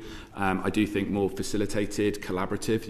If you look across retail, yes, we may compete on certain items, but actually the opportunity in these types of threat is collaboration is key. So I think, more facilitated sessions. There are those. I think we'll see more of it. Other industry sectors potentially do more than we do today, but I'm seeing that change already. Apart from that, then, for me, ensuring that your resilience, your business continuity is key. I think there are references earlier to the financial sector, which I'm clearly fully aware of. I spent quite a chunk working for the Bank of England as well, so I understand some of the policies in finance. For us, we're already actually looking at things of having alternative provided systems that are available, kind of break glass for your critical processes, and I think that's definitely an area of consideration that we are continuing to look at. I think the concept of relying on paper and pen in today's modern society isn't sustainable, and you will need to have an alternative air gap segregated different stack that you can rely on in the event of a crisis to keep your fundamental core services running. I was just going to say that I think in terms of, it's for businesses and industries, and certainly within the retail industry like ours, to make sure that we're actually sharing that information. I think where government can support us to create the safe spaces to do so. I think part of the reason why it doesn't naturally happen is that there's nervousness around, you've either got a legal consideration or a competition consideration, and how do we have this, what's the connection point at the point when it's all happening, to be able to share those learnings and information. I think creating those safe spaces to do so would be a positive action that government could take. I think there's also, we touched before in the previous session on the mandatory reporting, which I think hand in hand, the carrot and the stick combination actually might create a better understanding across industries, so that, it's part of the tragedy is that sometimes these attacks occur and it's exactly the same thing that has happened to somebody else elsewhere, and people just didn't know that that's where the sophisticated means of attack had moved to. Yeah. Okay. Sorry, Thank you, Chair. I'm just interested in picking up the point around insurance and the cover that it provided, and whether or not when you look back on the situation you think we didn't have enough, or they wouldn't have covered us if. And I'm just trying to get to the bottom of where that is sitting in the support for businesses, and whether you think it worked in your case, fit for purpose, or whether actually you've got some flags that you'd like to raise around actually we might have been in a very different circumstances if something had happened. Okay, so I mean, I'll say up front that we aren't expecting to make a significant recovery under an insurance policy, and the reality of the sort of the various risks which any organisation has is that, you know, this is obviously very high on ours as it is with others, and then you look at what the various impacts would be of that risk and what the various things you can do both to prevent it and also to mitigate once it has happened, and there's technical solutions to that, and insurance has a really important role to play in considering that. From our perspective, we've invested heavily, and I think it's played out very well for the investment that Rob and his team have made in the preventative measures, but also in the sort of the post-event response. We chose not to specifically insure against this event. Obviously, you can get insurance against all sorts of things, and you have to choose which the decisions are. It's important to say that that's not a reflection necessarily on the quality of the insurance cover which is out there for these sorts of events. It was just the business decision that was made, and that has a number of factors to it, including the impact of the risk, the likelihood of it arising, and also the strength of the balance sheet, which, you know, we've strengthened our balance sheet significantly over the last 2 to 3 years as to where you decide you're going to put those preventative measures. So we will, of course, continue to look at all the various tools available. We will inevitably be investing heavily in cyber insurance in the future, in cyber protection in the future. Whether we decide to take out insurance will depend upon, again, that detailed analysis rather than well, this has happened, so we must therefore insure against that specific thing in future. Just to pick up on the likelihood on your risk register, did that match or has it changed? So it is on the register as an incredibly likely event to happen. Obviously, then you have to work through there's not one type of cyber attack, and it's important to note, actually, because it hasn't come up today, we are subject to cyber attacks, as every business is, every single week. The nature of this one was quite different to the ones that we've seen elsewhere in its sophistication, but we know that we are going to be attacked. There's not even a probability question there. The question is how serious that attack could be, and then the resulting impacts which flow from it. So, okay. Any other lessons or reflections for public policy that you think ministers need to absorb from the experience you've gone through? The only thing I would stress again is actually the impact it has on the not only the victims of the business, but actually the people that work for it. And actually, don't underestimate those you speak to have been subject to such a thing. You really realise how important those colleagues are, but also you have great well-being support, but actually the need to provide additional support to colleagues throughout what is an incredibly tricky situation. And I don't think we appreciate the human factor that plays through these things. They're very Rob, thank you very much indeed. Thank you very much for coming to give evidence today. That is much appreciated. That concludes.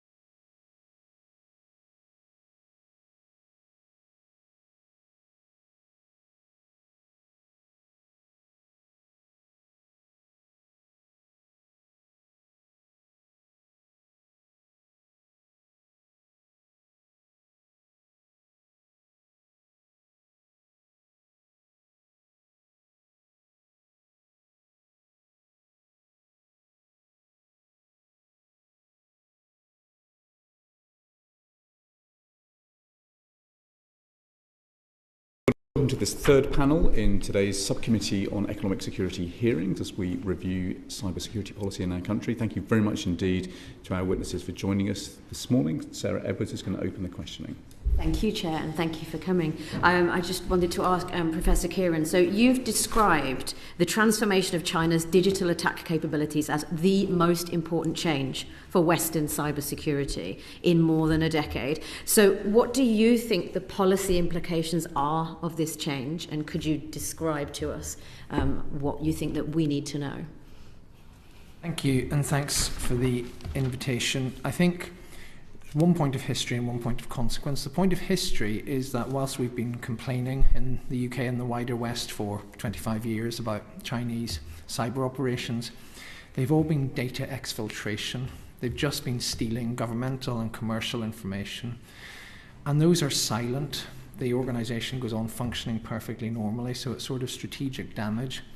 If you, and I've been in this position as have others, if you have a discussion with the Chinese governmental interlocutor and complain about this, one of the things they'll say is, we have never launched a disruptive cyber attack of the type that Marks and Spencer suffered, and that is historically true.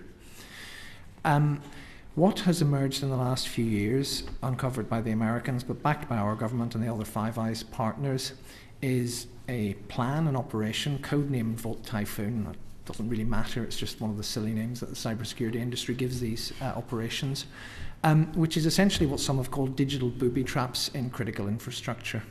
And if you think back to the operations that you heard about this morning, particularly M&S, because the Co-op, as you heard, was different, it amputated its leg, as Mr. Cooper put it. If you think back to M&S, it's kind of dozens or hundreds of those. The then head at the same time, which would be extremely uncomfortable nationally. So the then head of the US cybersecurity agency, CISA, Jen Easterly, just used the phrase "everything, everywhere, all at once." And I think, and I'm sorry for particularly at this time, the sort of, arguably distasteful analogy, but if you think back to the peak of international terrorism earlier in the century, at one point the likes of Al-Qaeda became obsessed with very, very sophisticated and difficult operations like 9/11. And that, to some extent, saved us from further harm because they're quite difficult to do. Then they started doing simpler but devastating operations, such as the one we commemorated yesterday, such as the one in Madrid. And in cyber, there's kind of been the same thing. You look at some of the Russian operations against Ukraine over the years, they're very sophisticated. They take a year and a half, 2-3 years to do a bit of limited disruption to a power grid. It's possible, but it's very hard to do.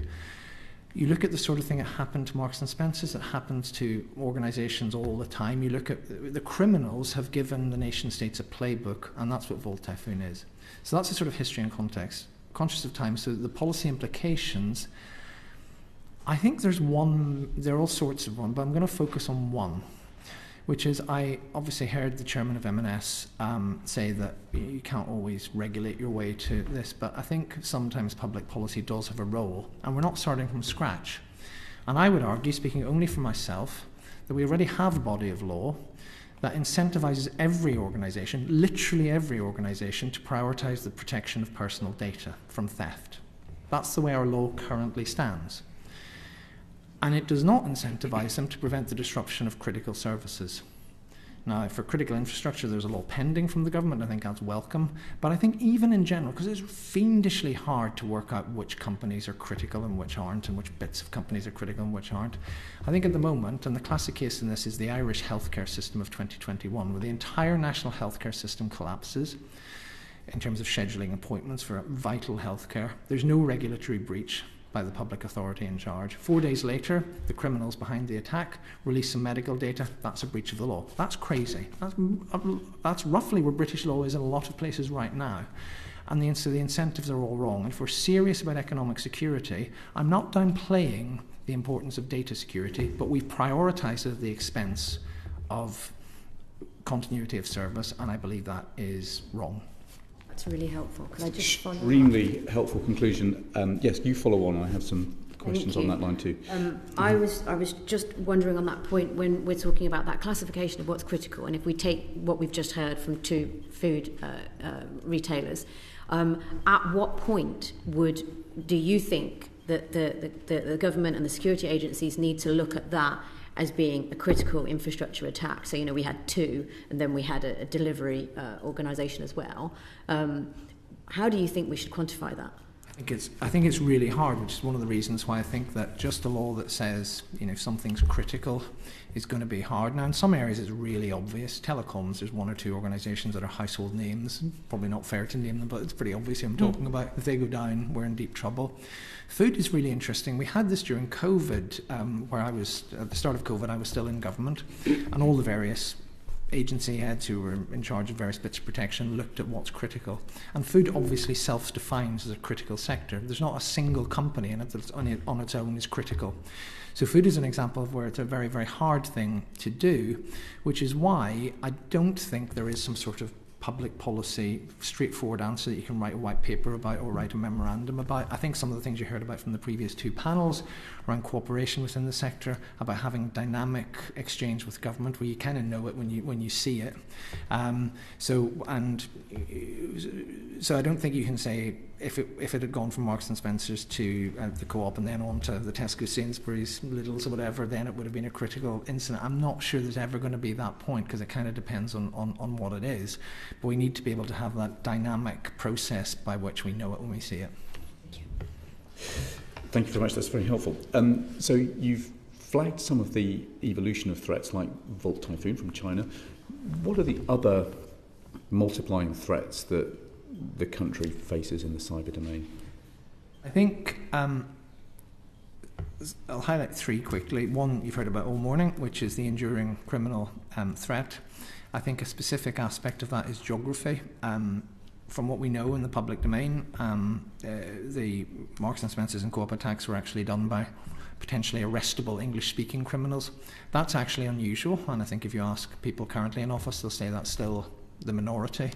I think we have a structural problem, which is that, about 3/4 of the known ransomware come from Russia or near Russia and areas that we don't have law enforcement cooperation with. So the traditional approach to sending the police after some people and hope you arrest them, even in an international environment, doesn't work. So the police have to think more imaginatively and do disruption. So that's the first thing. And it sounds depressing, but there's not a great deal you can do about the source of that. You can do some really important tactical interventions, and the NCA have been brilliant at that, but that's an enduring problem, which means we have to defend. I think there's a second, the Russian state and a few others, the Iranian state, remain capable. They show some restraint. I know that may not be a popular thing to say, but that's what the evidence reveals. Russia did not turn its considerable firepower on the West when it invaded Ukraine to any great extent. There's some serious incidents in Poland and other places, but we would have, again, been talking about that had it happened to Britain in the last 3 years. And then I think if you're looking at longer term public policy, one of the things that has kept us in an uneasy equilibrium in cyberspace, in other words, there's been lots of harm, but rarely, we've never been here to discuss an absolute catastrophe of national or global proportions in cyberspace. One of the things that's kept that uneasy equilibrium is the fact that to do something really devastating, you have to be quite good. Or extremely reckless. And the small number of powers with the elite capabilities are never both of those things at the same time, however much we may dislike some of the governments. With the rise of AI-enabled cyber tools, the cost of being more than a nuisance, because a lot of this is nuisance value and so forth, but the cost of being a strategic threat goes down, so more people can do it, and you think about the motives and modus operandi of some of those groups, and you then think about them with more powerful cyber tools. Those would be the things I would worry about.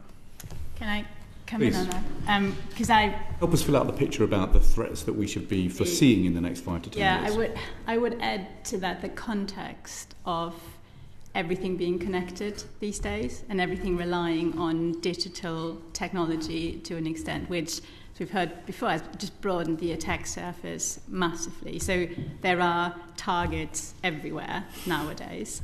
And one of the resilient solutions is to go back to pen and paper, which comes with productivity and efficiency implications, obviously. The other thing that we're seeing at NCC Group and that our threat intelligence team is pointing to is the convergence of threat actor groups. So nation states working with cyber criminal groups, hacktivists being co-opted by criminals, and the ecosystem of adversaries, as it were, coming together to our detriment. And then I think the third aspect, and Kieran alluded to that slightly, is the greater availability of capabilities and tooling and the proliferation of commercial cyber intrusion capabilities in particular. Whereas before it took an adversary days and months on end to develop offensive capabilities. They are now off the shelf, available to purchase on the market. Some on the legitimate market, some on the dark market or the slightly greyer market, and that is a real threat, which is partially where the UK government has instigated. And just help us visualise this. So Marks and Spencers have just lost about 3 times the value of the Brinks Mat robbery. That's how much 300 million is. How many people would have been involved in an attack like the attack on Marks and Spencers, if you were guessing? Is it 1? Is it 10? Is it 100? Excellent question. I wouldn't want to speculate, but maybe I can try and answer that. From what we know in the public record about the retail attacks, it's sort of split into 2 parts of the kind of criminal supply chain. So there is this amorphous group, Scattered Spider, which people believe is mostly young English-speaking criminals in the West. They reportedly gained access to the retail victims, but then used off-the-shelf services from Russian cyber criminals to actually deploy the ransomware. So we're probably talking about a few individuals as part of the kind of initial access phase, and then there's probably a larger criminal enterprise supporting the actual ransomware. And that's dozens of people, hundreds of people, an unknowable number? I think it depends on the group. We do know quite a lot about some of these Russian ransomware groups because of leaks of internal chat data. So one such group, Conti, was very professionalised. I think the number of employees, and we call them employees because it was run like a business, there were dozens or even hundreds of people involved in that, with people having very sort of professionalised sort of roles and skill sets within the organisation. In other cases, we may be talking about kind of single-digit numbers. Would you add anything to the picture of the threats that we face that Kieran and Katrina has set out? No, I don't think so. I think perhaps just one thing is to say, particularly on the criminal front, is, we can get quite caught up in, thinking about sort of AI-enabled cybercrime and how things will change in the future. A lot of the type of criminal tactics we've talked about today have not changed over the last 4 to 5 years because they haven't had to, because it remains highly lucrative, and our response and has not really sufficiently changed to force them to change their tactics. Okay, thank you. Matt Weston. Thank you, Chair. Kieran, just interested, it's now, 10 years on since I think the NCSE was sort of first proposed, came into being 2 years later. Is it realising what you imagined, or do you have any frustrations about sort of its reach, or how it is regarded by public sector, by government, by wider society? Thanks for the question. I think there were probably 4 broad aims when it was set up. The first was to really lead and grip national incidents. Just before it was set up, we had Talk, which was the first British cyber incident to lead the news, and the government sort of machine was kind of absent from that. So the first was incidents. The second was protection of critical infrastructure. The third was sort of giving one-to-many advice to people who wouldn't otherwise be able to get cybersecurity advice, charities, schools, sort of small organisations. And the fourth was to try and fix things that the commercial market wouldn't, so protections for small organisations, small public authorities. I think you can always do better. I think some of the highlights, I think if you look at some of the handling of major incidents, I recall the head of Redcar Cleveland Council, which was one of the most serious cyber attacks in the history of this country because vulnerable children's services were at risk, giving evidence in it was to a joint committee, so I don't know which House of Parliament it was in, but saying that the NCSE, where we deployed a team who sort of slept in the office until it was done, were the most helpful bit of government. I think there have been things on, for example, there's another typhoon called Salt Typhoon, which is a major Chinese spying attack on the US. And in the US, the commercial incentives to thwart that attack on the telecoms on the telecoms companies, their commercial incentives are 0. America suffered a huge strategic spying breach, and companies, it doesn't cost them anything because it was spying, so they didn't suffer any loss of service or anything like that. So they have no incentive to do anything about it. Because of the sort of partnership that the NCC built with the British telecoms industry, Parliament passed the Product Security and Telecoms Infrastructure Act 2022 that said, look, if you want us to make these improvements to stop this sort of thing happening, build it into the regulatory model. So I think that's a good example of partnership. I think in terms of frustrations, I think you'll never have, and you heard a little bit of this morning, you'll never have the capacity to grip as many incidents as you want to, and I think there's still a little bit. I mean, I'm not sure I would go as far as Australia has done in terms of law, but I'll just give you the example for comparison purposes. The UK system is by and large quite collaborative, but in the event of a major incident, to use your phrase, Chairman, of public risk in private hands, it's essentially cooperative. And Australia, alive to that danger, has introduced what they call a power of consequence management. In other words, the government can declare that if something is going really badly wrong, but the primary levers of it are in private hands, they can essentially take over that aspect of it in the public interest. And I don't think we need to go that far in the UK because it's generally cooperative, but I think there can be a sort of messiness about the public-private interaction. Where does the corporate interest stop and the public interest begin, etc.? And we need to manage that very, very carefully. And I think one thing that we need to keep momentum on, and this isn't just a UK point in terms of the NCSC, but the transition of administration in the US makes this harder, which is something around the fundamental problems with the top of the tech stack. And what I mean by that is there are breaches and incidents that you'll hear about that are Microsoft's fault. They're well-known examples. I'm not just picking on them. That are the telecoms company's fault. That are the big data moving company's fault. And they have no liability at all. So you can suffer things because of your upward provider, and that's not covered by any laws anywhere. The previous US administration is very interested in tackling that. The current administration isn't. So I think us and other like-minded authorities really need, if we want to make strategic breakthroughs, it's to the point that we've heard all morning about legacy tech and legacy systems and unaccountable software providers and so forth. We have to try and make a dent in that, and that's going to be hard. So, look, like any picture, it's mixed. I think there's plenty that the NCSC, including the long period since I've gone, can be proud of, but things are changing, and I think we really need to be wanting to grip that strategic tech security picture. Just on that final point, you're talking about sort of the tech stack and what's happening in the US. Is the EU doing more interesting stuff in that arena? It is, and it's early days, and so far, unlike other bits of controversial in EU-US terms legislation like the Digital Markets Act and so forth, American big tech isn't screaming about it. So there's something. It's a very odd name for the legislation because it's called the Cyber Resilience Act, which makes you think about recovery from attacks. So it's actually nothing to do with that.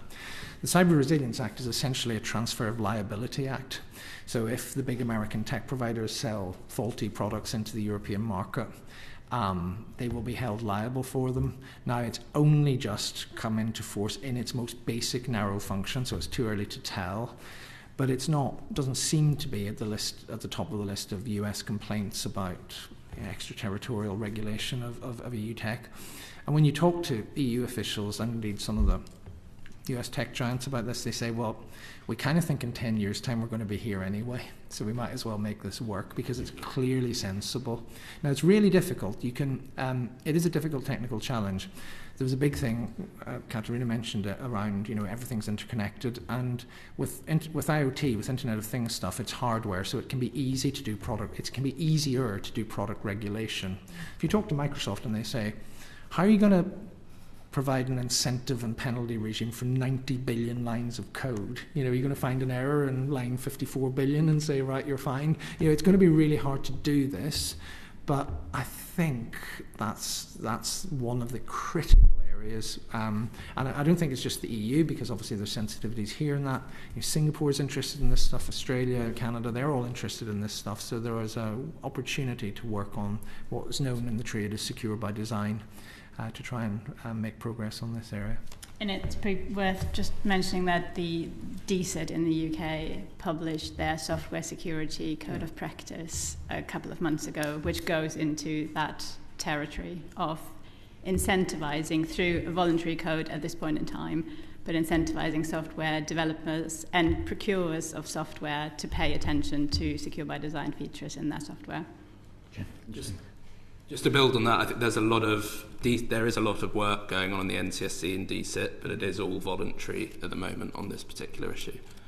Just follow up for you, Katerina and Jamie, just in terms of as external independent observers of the NCSC, what your take is on the impact it's having across society, across business, public sector.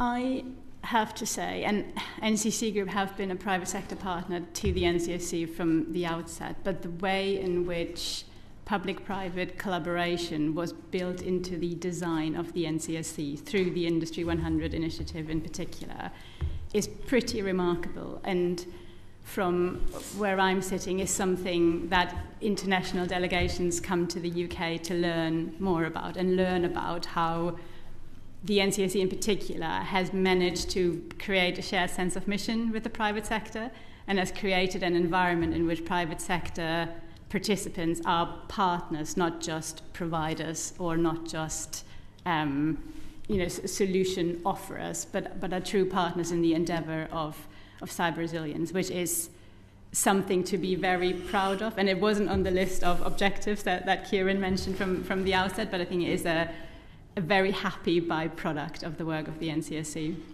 Thank you. Jamie? I think that the NCSC is very admirable in a lot of ways, and probably still kind of world leading when we look at kind of national technical authorities and national cybersecurity centres. I think particularly in terms of working on technical challenges that don't have obvious commercial implications for cybersecurity, there's very positive examples where the NCSC has led on that kind of thing and been ahead of industry. And one example of that at the moment would be preparing for post-quantum cryptography. I think there's also been a lot of success stories about being measured about potential cyber threats. I would look at the experience with Huawei and 5G in 2019 as a good example of that. I know Kieran probably doesn't want to relive that experience, but the kind of technical assurance that went into that work, the way it was conveyed to the public and to industry, I think was very positive. I think in terms of potential challenges and downsides, I think if you look at statements from NCSC leadership and annual reports over the last couple of years, there seems to be a lot of frustration that the guidance and advice they're putting out is not cutting through and not being taken up. And I think generally awareness of the NCSC among the majority of UK businesses is still very low as well. What's your estimate of small businesses' awareness?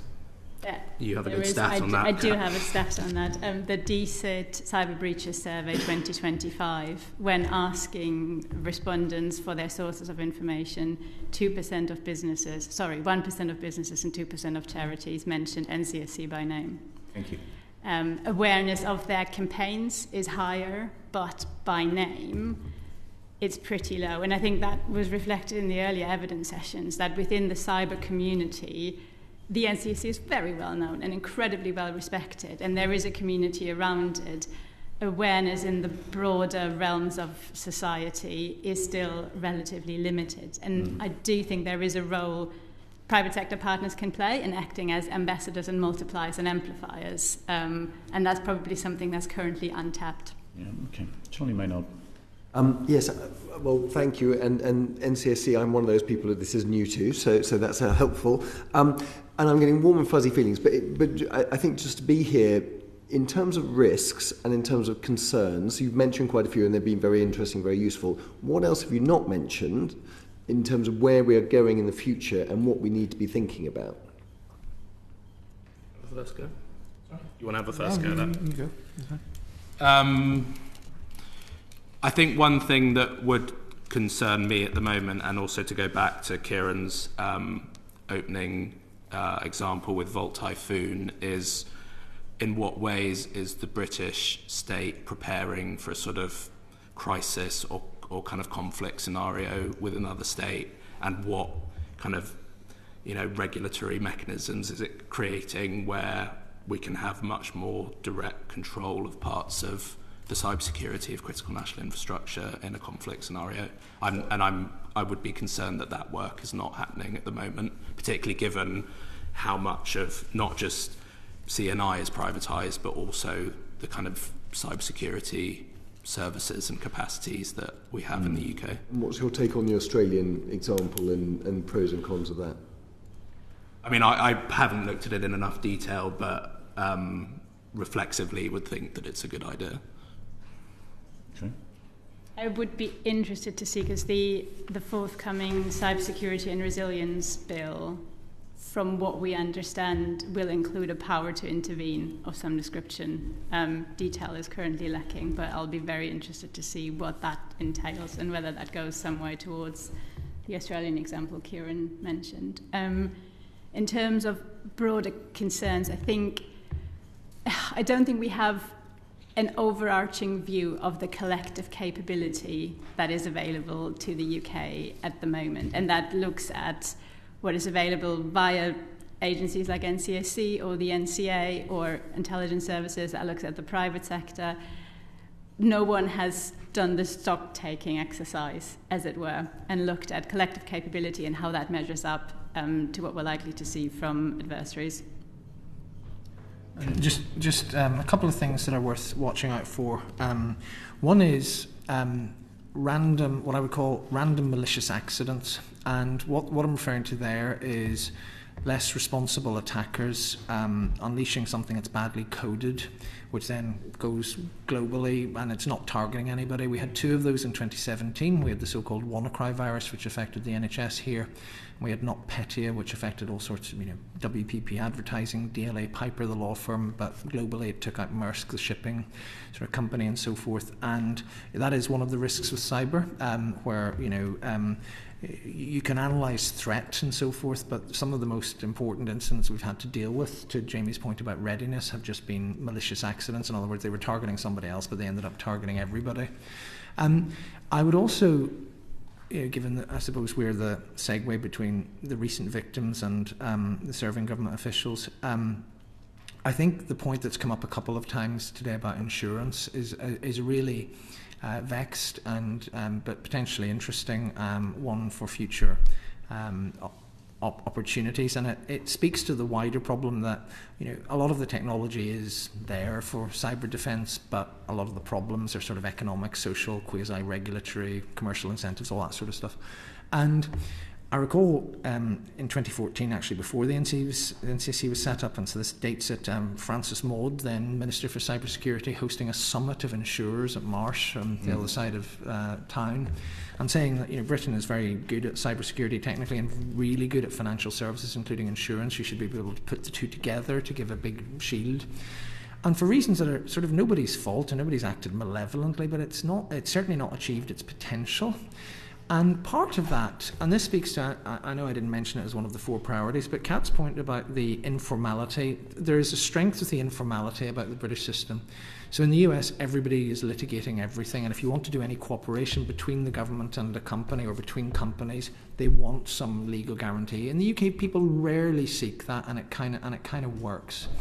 But I think building on that, I'll give you a specific example in insurance. About 4 years ago, the insurance industry went down globally as a result of that NotPetya attack. They went down this complete rabbit hole about what was an act of war in cyberspace, even though it was pre-invasion of Ukraine. So there was no sort of, in terms of where the phrase act of war comes from in insurance history, we didn't have any of those. And when it came out, it just was written in a language that neither the government nor the cybersecurity industry understood. And there's no reason for that.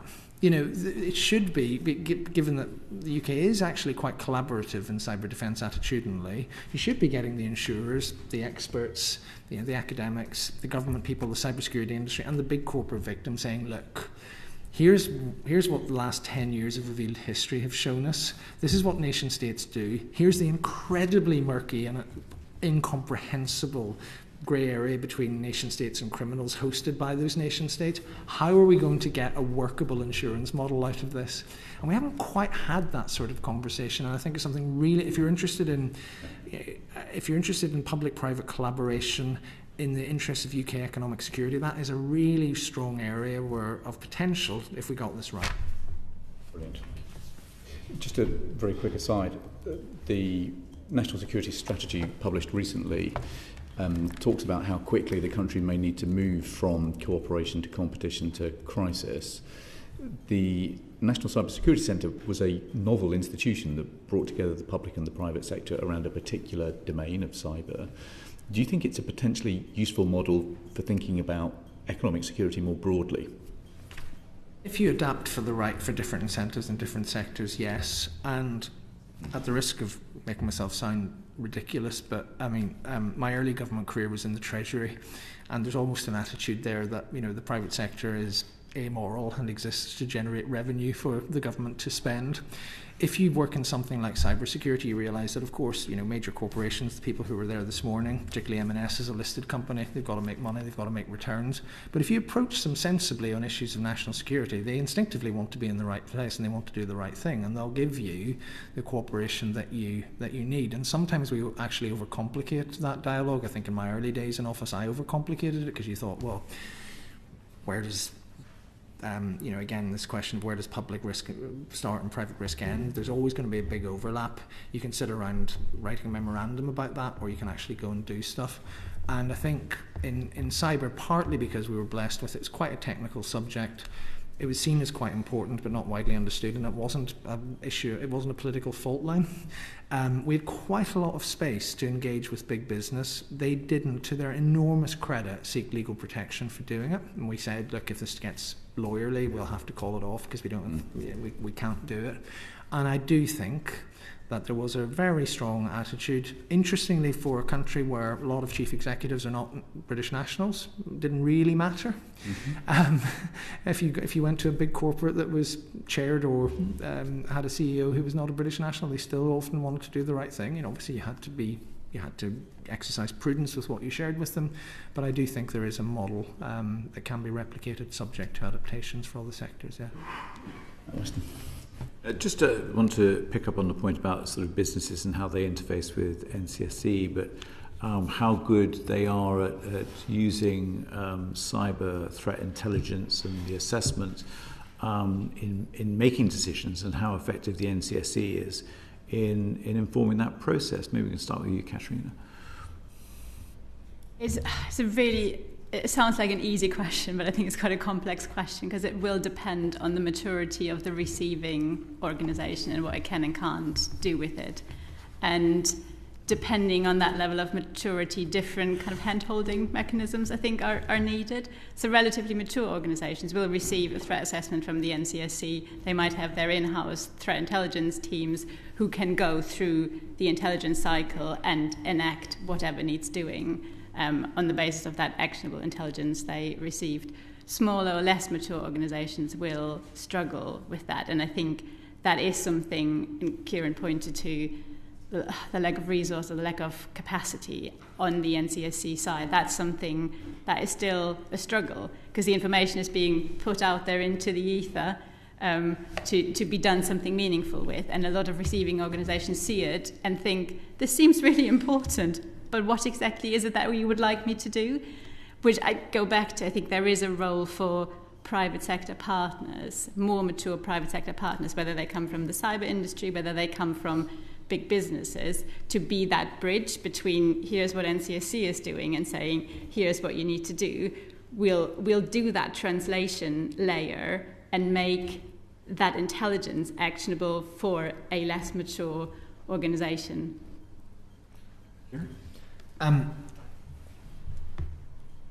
Try not to overcomplicate this. I think there's some brilliant examples. So there was one, it's a while ago now because it was in my time, but it's 2018, where a North Korean group that's well known for being the most accomplished monetary cash thieves in global cyber, the so-called Lazarus Group, have a go at the City of London.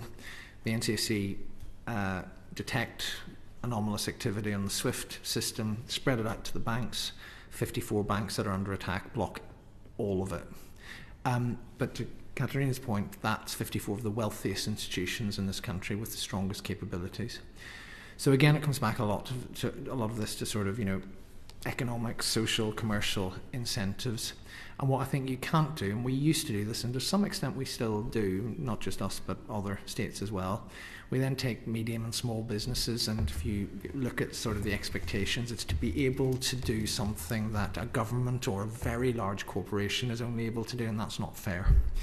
So whilst in one respect the statistic about 2% of small businesses or charities, whatever, knowing about some of this stuff might sound depressing, there's part about realistic expectations on them, and that's where I think when it comes to, I think in terms of really important sectors, finance and telecoms are mature and strong relationships. I think energy certainly in my time wasn't. I don't know if it's changed. Water wasn't. There were other critical sectors where it was much less mature. I think when you get further down into smaller organisations, you actually have to look for different solutions. It is striking, even in the United States, nobody has made money, serious money, selling cybersecurity to small businesses. It's and it baffles venture capitalists and so forth. So, and I think we've been at this for so long, you can ask the same question over and over again, or maybe you should look for a different question and a different answer, and that's where the whole just make the stuff they use a bit more secure and help them out when they're in serious trouble. There was an example in my time, there was a small documentary maker, it's since been bought by ITV, so it's part of a large company, but back then it was 25 people in Northern Ireland. They were making a documentary about the North Korean government. They attracted the attention of the same people who in 2014 famously took out Sony pictures because they didn't like the movie The Interview. I don't think there's any public policy framework you can construct that can easily protect a documentary making company of 25 people from the North Koreans. You just hope and expect that those cases are relatively rare, and you send the government in directly to help them, and you make the tech they use as good as possible, so the North Koreans have to work a bit harder. So I think it's different solutions for different bits of the market. I think we need to get better at the top end, bring everybody to the level of finance and telecoms, but I think as you go further down the economic sort of pyramid... Like we heard from M&S and Co-op, were you surprised or reassured by what you heard of their experiences? I'm very sympathetic to what they experienced. Again, they didn't go into details, and Jamie and I are just going on what's been reported. It all seemed to have been. So one key entry point for M&S is that unusually fluent, unaccented in terms of they didn't sound foreign or second language, native English speakers deceived the help desk. That is arguably preventable, but you can all understand the sort of tensions and trade-offs and how it happens. And then once they're in, it appears that the techniques used were very, very sophisticated because they're looking like a normal user. Sometimes called living off the land. You look absolutely normal. And that can be very, very hard to detect. I'm not critical about the recovery time. I think it's perfectly normal, to take that length of time. But I think I am worried, and it comes back to the point of the exchange with right at the very start. I am worried about what it says about national vulnerability. I mean, M&S can and have looked after themselves. They've made their announcements. They're still trading well, there, and so forth. But the criminals have given us a playbook here that you can disrupt an iconic British brand with, some effort, but effort that is comfortably within the easy reach of adversaries. And what is also in the easy reach of state adversaries is to do this on multiple occasions at the same time. And that is the worry. Jamie, anything to that? Just on the threat intelligence aspect, I would not underestimate the extent to which the state at NCSC is dependent on the private sector for a lot of the threat intelligence that it consumes. So obviously NCSC benefits enormously from GCHQ's signals intelligence collection, and then I guess more forward-facing cyber operations that the UK conducts. But in terms of the intelligence that is generated from incidents, which is a lot of the threat intelligence that the private sector produces, we are very dependent on large US cybersecurity vendors to generate that. Okay. Do you want to just nail the insurance question? I think we've covered a bit of it. Yeah, thank you, Chair. So nail that to the floor. The Professor talked about insurance there and made, I think, quite a powerful argument for convening perhaps government, private industry and the insurers and drawing them together as we face this threat. But if I could come to you, Jamie, because in 2023, the Joint Committee on National Security Strategy used evidence from RUSI to warn that there was a difficulty in the insurance market with demand outstripping capacity and insurers raising premiums and setting tougher conditions for coverage. That situation, I presume, is only going to worsen now, as we've heard, with big claims coming through. I just wonder where we are with that and what your thoughts are on that idea of convening some sort of big powwow about this whole insurance situation. Yeah, so I did a lot of research on cyber insurance from sort of 2020 to 2023. And I do think the market conditions have changed since we gave that evidence, and my understanding is that the market has softened again. So some of those market conditions have essentially reversed, which means it's easier to obtain cyber insurance. Although, based on media reporting, I think it's interesting that for a company of Marks and Spencer's size, they were only able to obtain coverage that covered a portion of their losses, because the market is still not offering very significant coverage. So conditions have improved, I think, in terms of being able to obtain coverage. The downside of that, if the market is softening, is that it means that insurers will not be asking for kind of security controls, perhaps across all market segments. So they won't necessarily be driving up security standards in the way that we. So there might be some market failure that requires a bit of state intervention. I'm not sure I'd go so far as to say it's market failure. It's more just how a private market reacts to market conditions, and when they experience losses, they need to underwrite they need to ask for more controls to reduce losses. When the conditions are opposite, they don't need that. Yeah. And so that's like relying on the insurance market to solve cybersecurity, I think is a bit of a it's not going to be the silver bullet that a lot of people have kind of treated it as historically. To that point, I mean, you think that the market itself is in a reasonable shape, that there's no need for intervention in terms of government actually putting money in. And I'm thinking now of things like when the government stepped in to provide cover for private buildings when the IRA were having a bombing campaign here in the UK. You don't think we're at that point yet, but do you think there's a way of the government perhaps using the insurance companies to drive up, incentivising, for instance, better controls, better systems to protect against this kind of thing?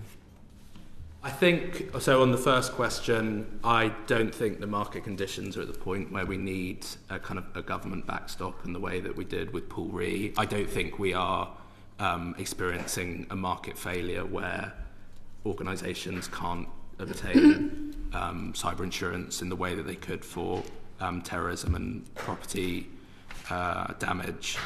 So I think there's still room for the market to grow organically, which I don't think we need that kind of intervention, but Kieran may disagree. I'm not sure whether to go as far as to say it's a market failure, but maybe I'm just being overly semantic. I certainly wouldn't say it's a fully working market in terms of the public interest. I don't think we're at backstop territory, but I do think there are a number, and this comes back to, at least as a first step, have a proper, serious sort of cross-sectoral dialogue. I think there are a number of problems. I mean, I mentioned an example about how to insure for nation-state threats, which still rumbles on. I think there are real issues. You go back to data harm versus disruptive harm. I mean, Marks and Spencer have been very clear how much disruption costs them, but when you're insuring for data losses, what are you measuring and so forth? And we've struggled with that. And I still think, and again, Jamie may disagree, so we'll have to, cauterize this debate at some point. But when you look at some of my impressions, talking to a lot of customers and insurers, some of the things in terms of when things go wrong and insurers are looking for more can be a bit sort of compliance heavy. Have you done this risk assessment, that risk assessment? And actually under incentivise, there's some really good tools, technical tools out there that companies can use. So take the M&S example of living off the land, looking like a normal user. There's some very powerful internal tools that people are now adopting that say, right, okay, hang on, that looks like a normal user, but it's a little bit weird what they're doing at 2 o'clock in the morning or whatever, etc., etc. How do you incentivize, having some of that good stuff? So I don't think you have to reach straight for the terrorism-style government backstop yet, but I still think there's scope for technocratic improvements in the current system. We don't, unusually for the UK, because I think, as others have been kind enough to say, under the NCC's leadership, in lots of other areas of cybersecurity, there is a good, strong partnership environment where you convene and make improvements. I haven't quite seen it completely work in insurance yet. We are almost out of time, but Charlie Maynard, Yes, just following up on Jamie's comment about it dependent on what the private sector tells NCSC or whoever it may be. And earlier people were talking about mandatory reporting, and I'm just kind of wanting your take as to, do you think that should be something that should be regulated so that essentially private companies do have to report if there have been breaches? Yeah, and I mean, the government just ran a consultation on ransomware specifically, where one of the proposals is that UK organisations would have to report a ransomware incident. I guess there's still questions to be worked out around what the threshold would be. I would personally expand that to all malicious cybersecurity incidents. I don't know why. I don't really understand the logic of just applying that to ransomware. I think the fact that we can have a publicly listed company in the room today and we can't really get a clear answer out of them about whether they paid a ransom or not, I think is a bit telling of the current reporting environment that we are existing in. Any other final views on that? I mean, I think, very quickly, I think it's one of those rare instances of public policy which is very little downside to it. Australia, sorry to keep mentioning Australia, but I did this work for free, but I helped the Australian government 2 years ago with their strategy. They've just introduced it. It's been enforced for 2 months. The sky hasn't fallen in. And I think, the NCSC and the NCA capabilities are national assets, and anything we can do to strengthen them helps. And actually, not just the sort of situation Jamie just talked about, but actually having a richer data set where you get towards those hidden events will help strengthen them at very little cost. It's not a huge bureaucratic burden on affected entities, so I don't see the case against it. Most accidents have to be reported. That takes us out of time, I'm afraid. Thank you so much to this panel for a brilliant set of evidence, both illuminating and alarming, both at the same time. That concludes this.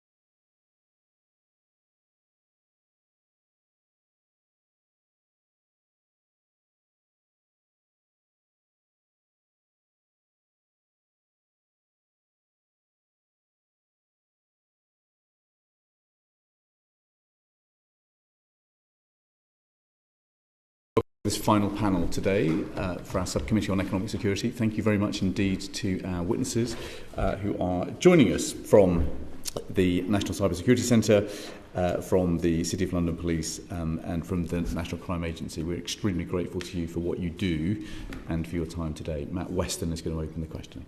Thank you, Chair. A question for you, Richard, if I may. The government talks about a whole of society approach to this challenge.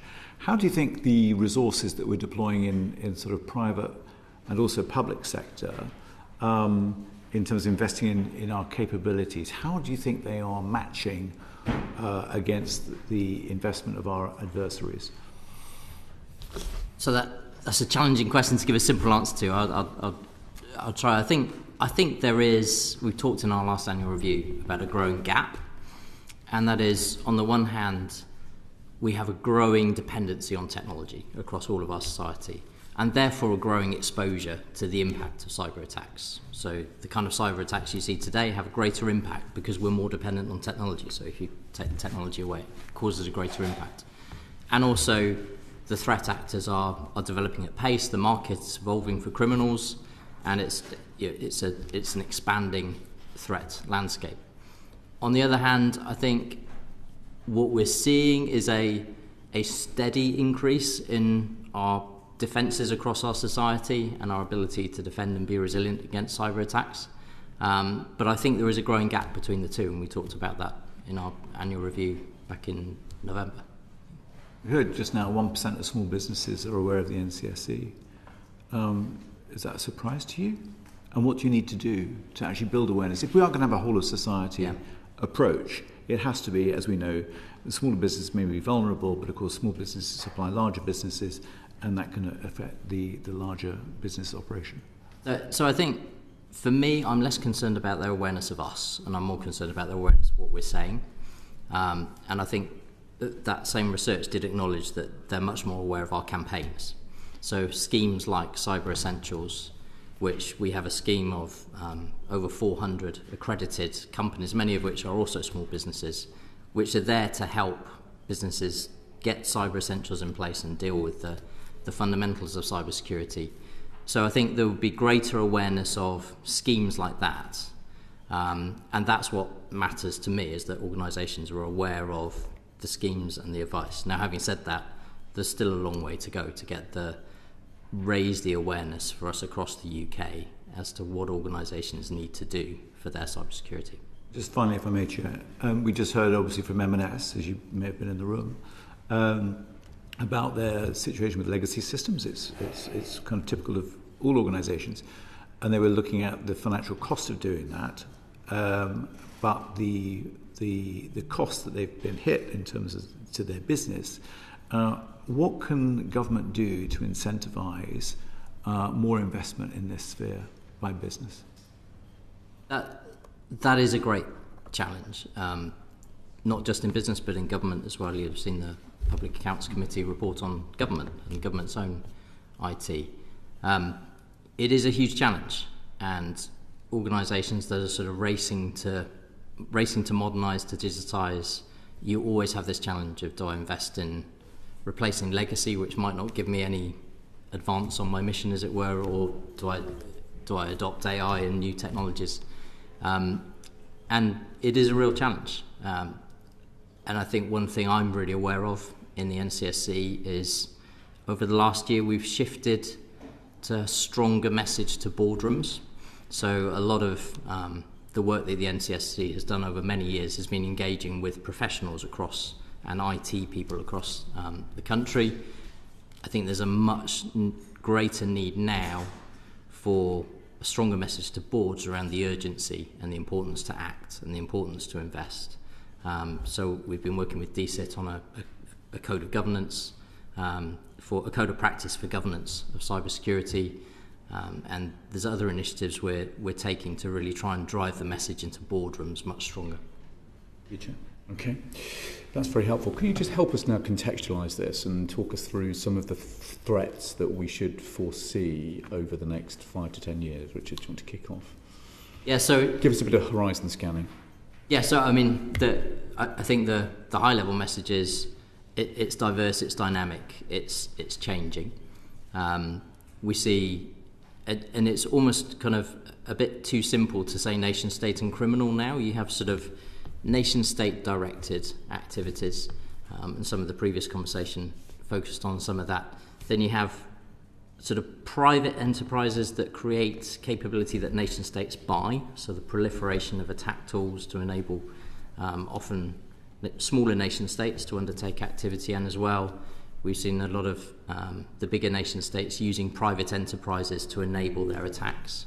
Almost like mercenaries. Almost like mercenaries, absolutely. Then there's sort of nation-state aligned, where often called hacktivists, where we've seen that particularly in Russia, but elsewhere in the world, where you have groups of individuals, criminals who are independent of the state. They're not acting to make money, they're acting in the aligned interests of the state, as it were, attacking people who attack our state kind of thing. And then you have what I would call nation-state sheltered, maybe. A lot of the ransomware groups, for example, operate in countries where they benefit from some kind of protection from the nation-state, but not necessarily direction. And then you have sort of individuals, and it's really quite a broad spectrum, and we start to see sort of trading within it, so it's a marketplace rather than a sort of a clearly defined black and white. And the threat's going up? Yes. Yeah.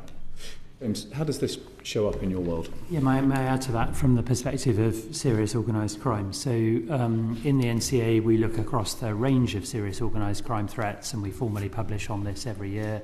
But one of the things we say is that the thing that is most affecting how serious organised crime is growing is not so much what the criminals are doing, but us, the public, our own dependence on online services, our own use of them, and our use of other services that depend on them. So if you look across the whole range of online crime, not just cybercrime, but fraud and child sexual abuse online and other crimes of that sort, you can see that those are in general rising, and the sort of limiting factors that there have been in the past are sort of falling away. So particularly on fraud, and I'll come back to cyber in a second. Previously the number of criminals in a boiler room would be the limiting factor. Now perhaps the number of people trafficked across international boundaries unwillingly to do fraud is the limiting factor. AI is taking some of those limiting factors out of the equation. Specifically on cybercrime. Can I just check? So you're saying that fraudsters are being imported into particular countries? Yes, in Southeast Asia and in West Africa. That's right. Yeah. People being conned into going and working in scam compounds. Okay. But increasingly, AI allows you to automate some of the earlier stages of that. As far as cybercrime is concerned, we actually believe that the cybercrime threat was level between 2023 and 2024. It has been rising for many years. That's probably a short-lived plateau, but it is a significant success, and it is worth dwelling on it. And as your earlier witnesses have said, the bulk of cybercrime affecting the UK is foreign in origin, particularly Russian-speaking in origin, and it is that's where the threat largely has levelled off.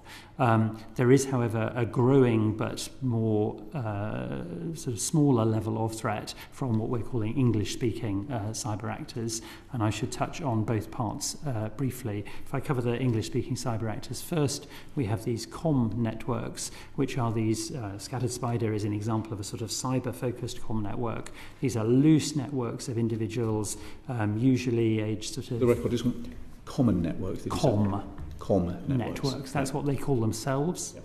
Scattered Spider is what industry call them. Aged sort of 15 to 25 or so, loose affiliations, doing it partly for profit, but as much for kudos, and it's sort of come out of gaming, I think, as people have said. I think the point to make is that it is very closely aligned with coercive and abusive behaviour of often vulnerable children, and it is to some degree the same social engineering techniques that are used on those children to abuse them that are then used by a smaller subset on companies to get into help desks in the way you have heard. To touch on the Russian-speaking cybercrime phenomenon, so what has gone on there, the sort of original cybercrime groups were very focused and sort of individual groups of people. Conti was mentioned earlier and is an example of that. That moved on to a ransomware as a service offering where you would have a set of people who would make it possible for any affiliate to do ransomware. And so Lockbit is a good example of that. 2,350 victims listed on their leak site over about 4 or 5 years. the biggest number of victims listed by any group. The NCA, working with a number of other law enforcement organisations around the world, disrupted them very substantially in early 2023, about the same time as the FBI, working with us and others, disrupted another group called Black Cat.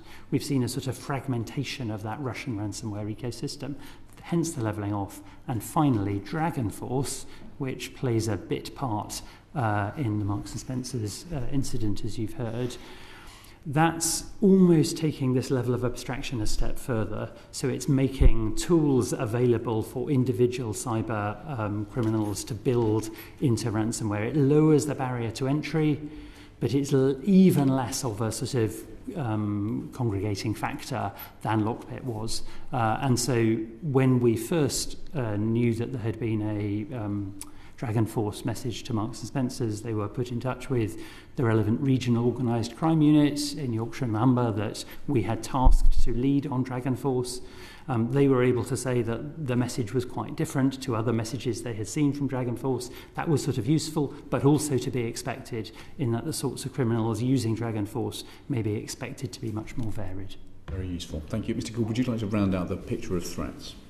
Well, I mean, I completely agree with what both Richard and James have said. I think what's interesting for us in terms of policing is, particularly in relation to the COM, what that means in terms of how that plays out locally.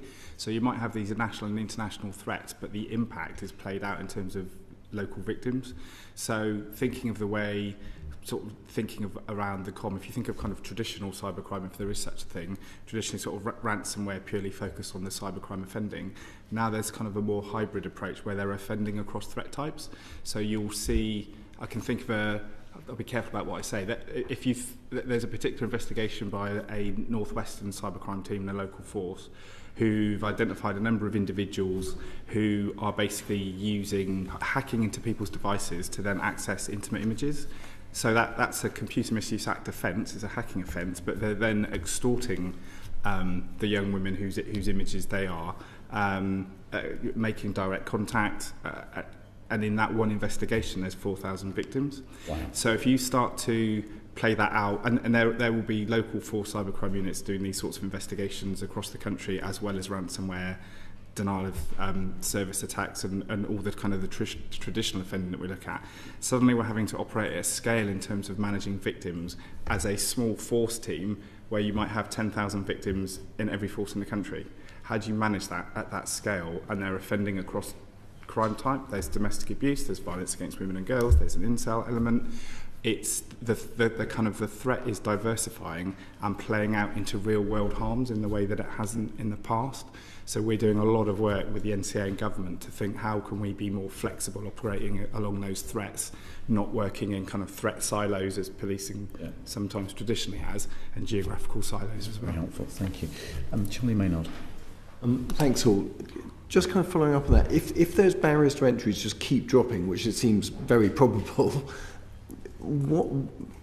just sketch out how this looks in, say, 5 years' time in terms of how you try to stay ahead. I mean, it sounds almost like it's traditional policing in terms of it's just you're trying to try to identify who these people are and going after them. Or is there much more than that? Or no, I think it is different to that. So I don't know if you want to start, Richard, but I'll come at it from the I'll crime maybe start perspective. from the defender's side, and James can touch on the sort of policing side.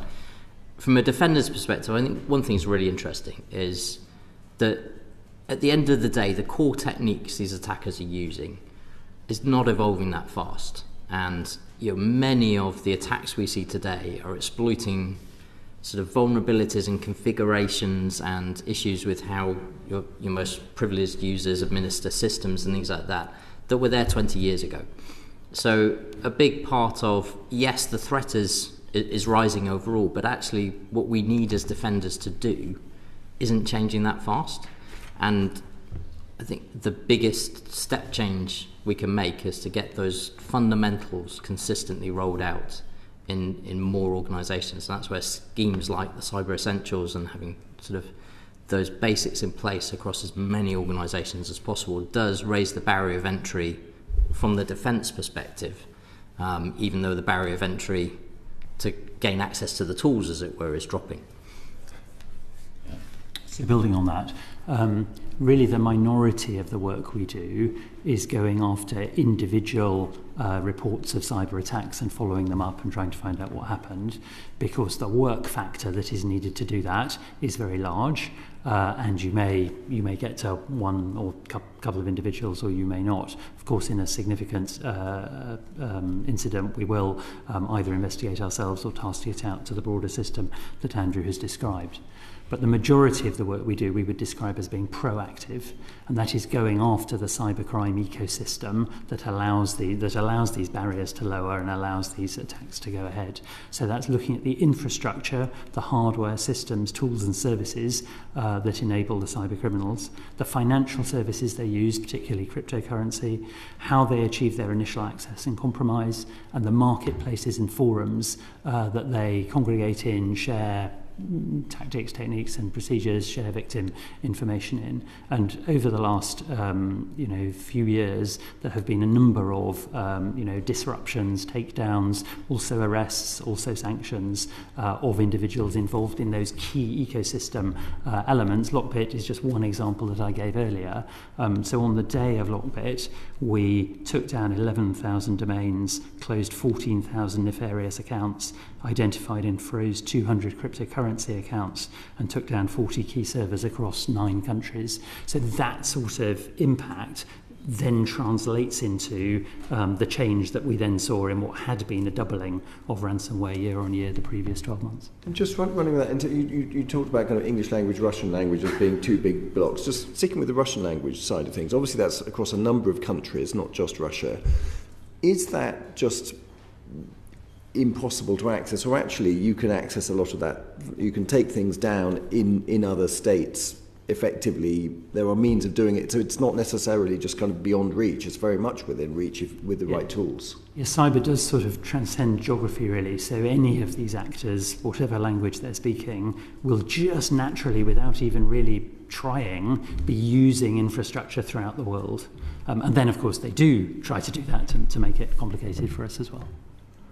Okay. Mr. Cooper. Thank you, Chair. And I just wonder, Mr. Babbage, if you're related to Charles Babbage, the inventor of the computer. It would be quite interesting. On funding, I just wondered what impact, if any, if the recent spending review is likely to have on your ability to deal with cyber threats, because the single intelligence account, which funds British intelligence services, got actually quite a substantial raise in that. What do you think is that going to impact? We'll start with you, Richard. So yes, there's no question we have the funding to continue our mission and to continue to drive as hard as we can the cybersecurity across the UK. I think, to be perfectly honest, sort of the big funding leap we need to see is in the organisations and how they defend themselves across the UK, be that government departments, be it private sector organisations. I think you probably heard earlier reflections of organisations that have been breached, sort of realising they kind of knew what they needed to do but didn't realise the urgency, and we see that again and again. Sort of organisations need to understand the urgency of investing in cybersecurity, removing their legacy systems, and getting the fundamentals in place to give themselves a secure foundation for their growth and prosperity. On the sort of Home Office and policing side, it's too early to say, really. The Home Office has a settlement and we're in quite early stages of disaggregating that settlement and working with them on what the implications are across what is obviously a sort of enormous family of departments.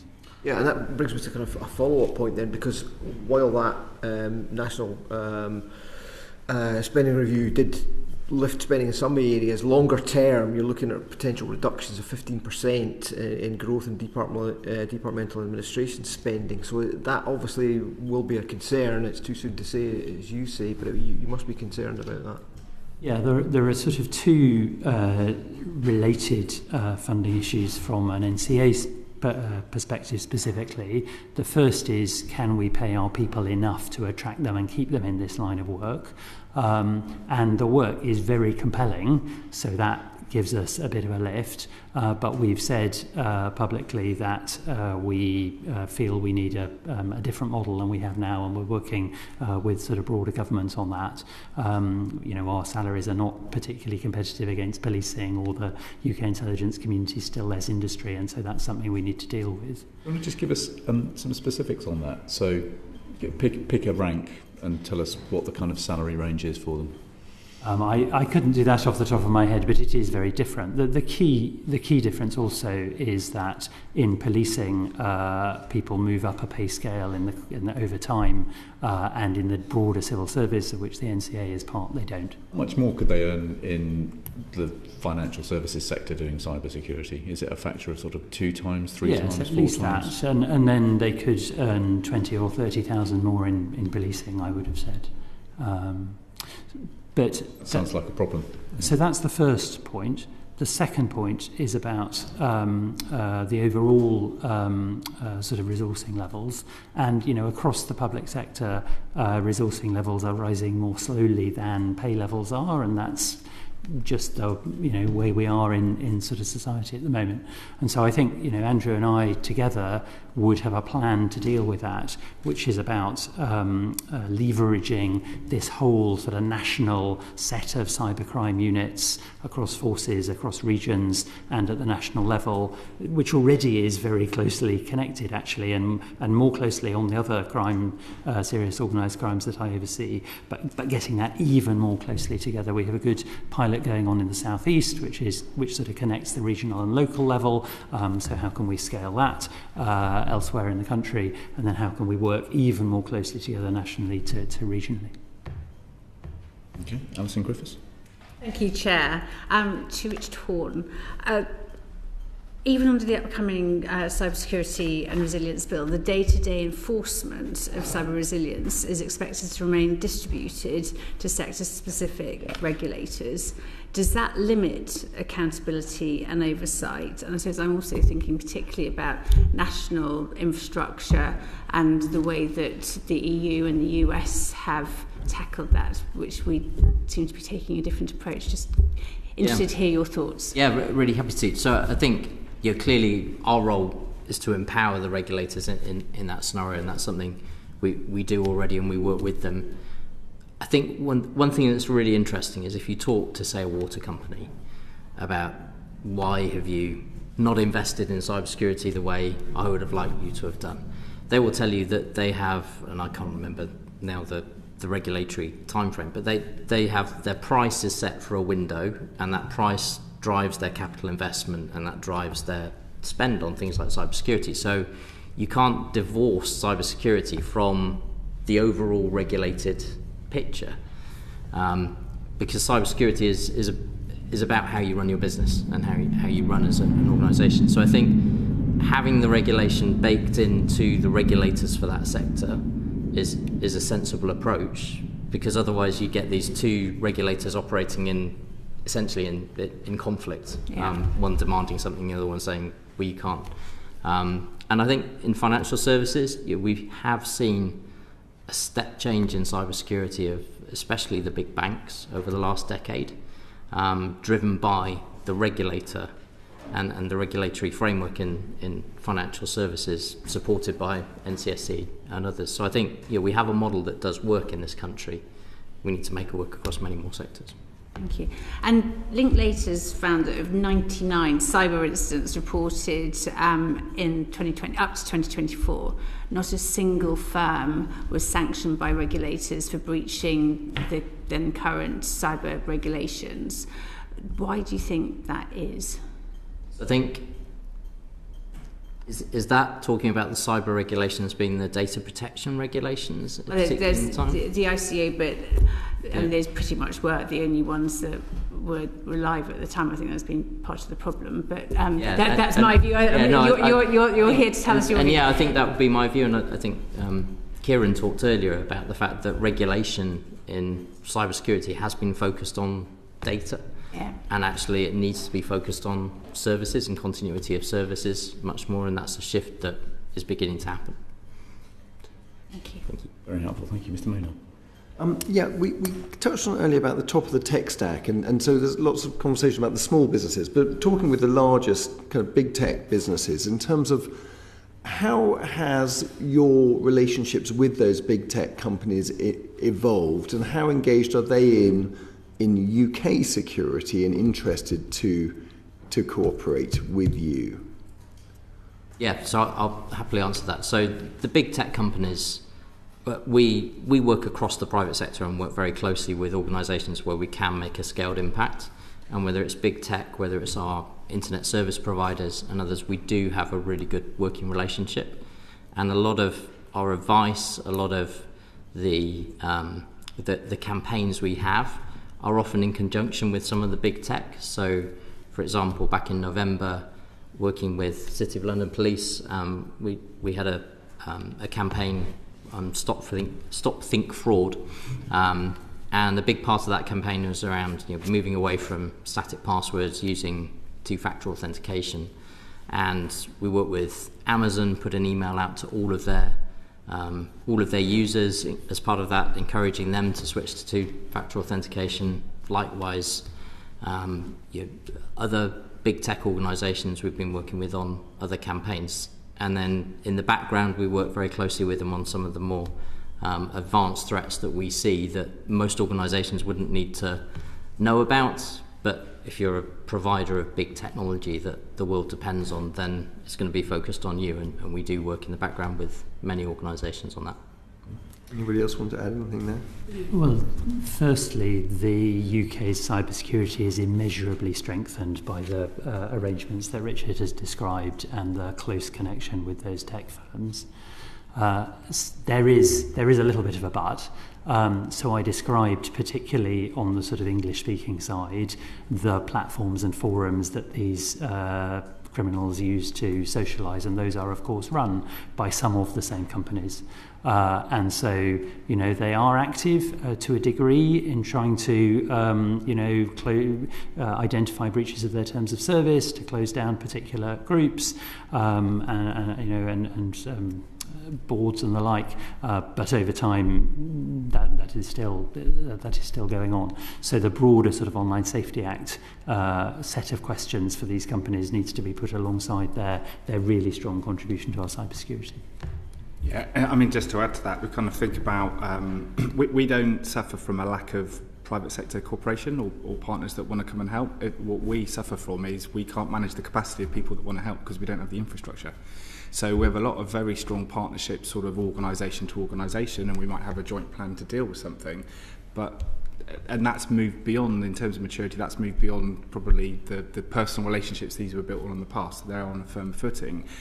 But there isn't the infrastructure or the sharing of data at scale in an automatic way that would really enable it to kind of turbocharge and go to the next level. One of the interesting things that we're doing at the moment, which I think will help to address that, will be the replacement for the new action fraud system, which will come on, which we're bringing in and will come online towards the end of the year. There are a whole load of kind of financial service companies, tech companies and other partners that want to share their data and be part of that as we build it going forward. Now that won't come in the first wave over the next year, but those partnerships will build in to allow us to do those takedowns, those stop and block at scale in an automated way, in a way that we've never been able to do in the past. So there's progress, but it takes big investment. And also thank you. In terms of the Cyber Resilience Act and what the EU is up to there, what do you think the UK should be doing? Should we be doing something very similar here? And where do you see that transfer of liability is best located? So I think one thing to notice is that we did actually have an act last year, which has a very catchy title, so I've written it down, the Product Security and Telecoms Infrastructure Act 2024, which did mandate minimum standards that manufacturers of consumer devices, so smart devices, must meet. So the UK had actually already taken a step on that journey before the EU with theirs. So I think it's a continual evolution, but it would be wrong to portray the UK as sort of totally behind on that. I think the CSRB will be, Cybersecurity Resilience Bill, will be an important step for our critical national infrastructure and our services. And then, as Kieran mentioned, there's a longer term sort of what should the approach be for general producers of software and the liability there. We have a software code of practice, we have a campaign around secure by design. Software code of practice is also reflected in US thinking. So there's work evolving, but it will be a longer journey to get to that kind of. Okay. Right, almost out of time, but let me just ask the final question about the recommendations that we need to draw up. I'd be very interested in your priorities for both powers that you don't have or resources that you don't have. So when you think about the work that you're pursuing, what are the kind of powers that you don't have that you wish you had, and what are the resources that you don't have that you wish you had? Richard, do you want to kick off? Yeah, so powers is a really interesting question, and it gets to the heart of the way the NCSE operates and how we're able to create such a collaborative community, in that we don't have any powers, and that's really important. I've spoken to a telecoms company, the CEO, who said, just to be clear, if I was talking to you as a regulator, I'd have 2 lawyers with me, and it would be a very different conversation, and it wouldn't be collaborative in this way. Yeah. So I think one of the big strengths of the way the NCSE was set up, and something I'm keen to protect, is we're not a regulator, and therefore organisations want to work with us, want to collaborate, and want to get our help, want to share information with us, because they know we're acting not as a regulator. So I think that's really important.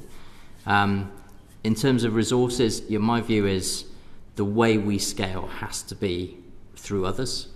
We could, so whether that's working with policy departments on legislation, as with the Cybersecurity Resilience Bill, whether it's working with regulators to reach their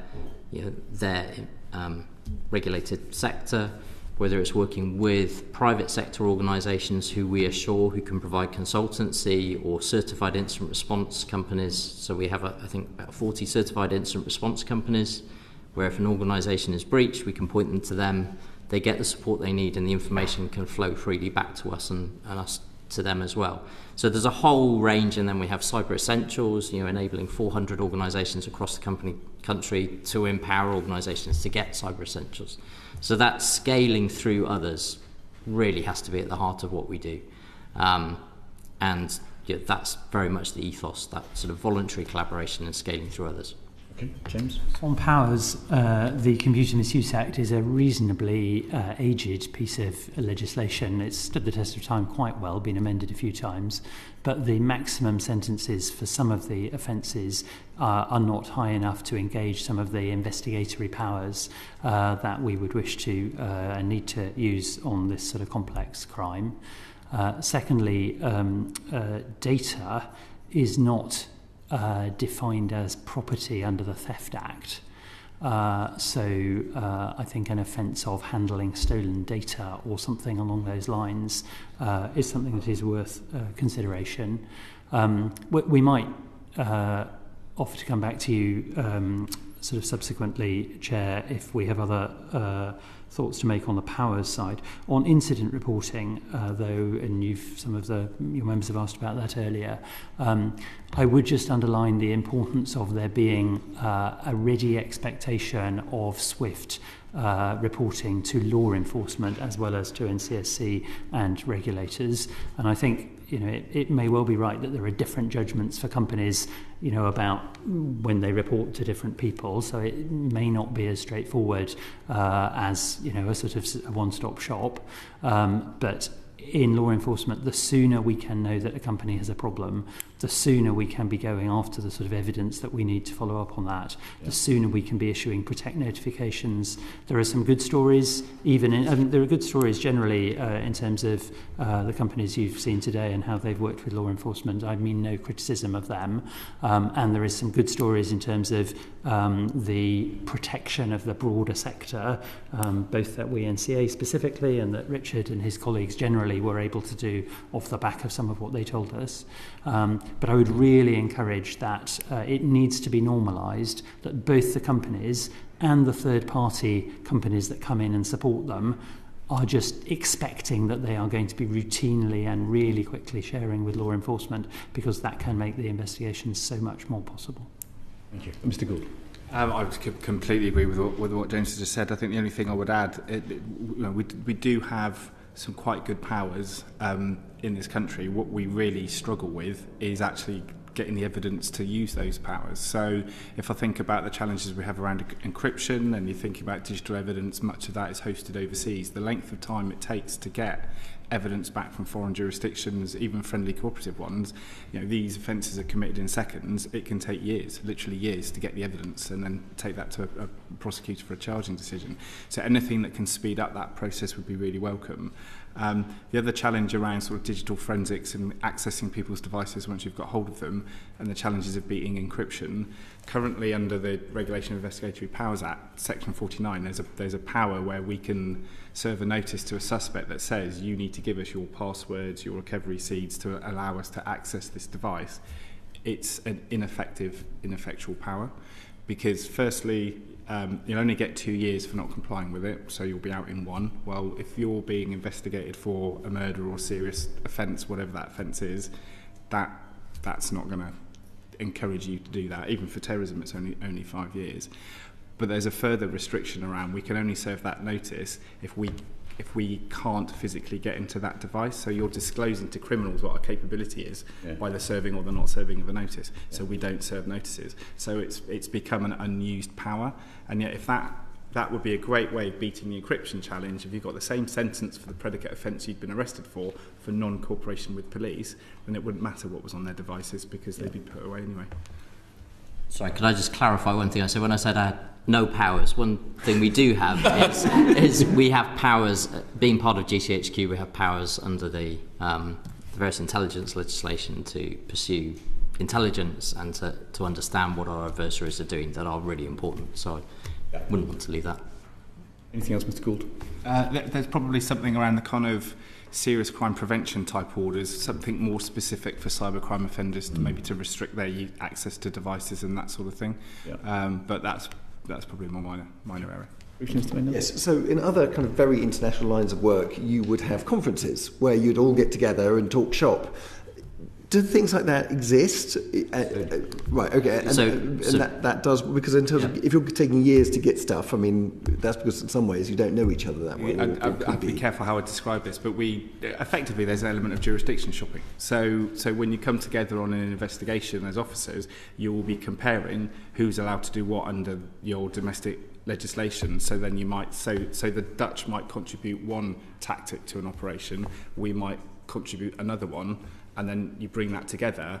It's pretty powerful, but again, that takes time. And these are complex investigations, and the international work is expensive.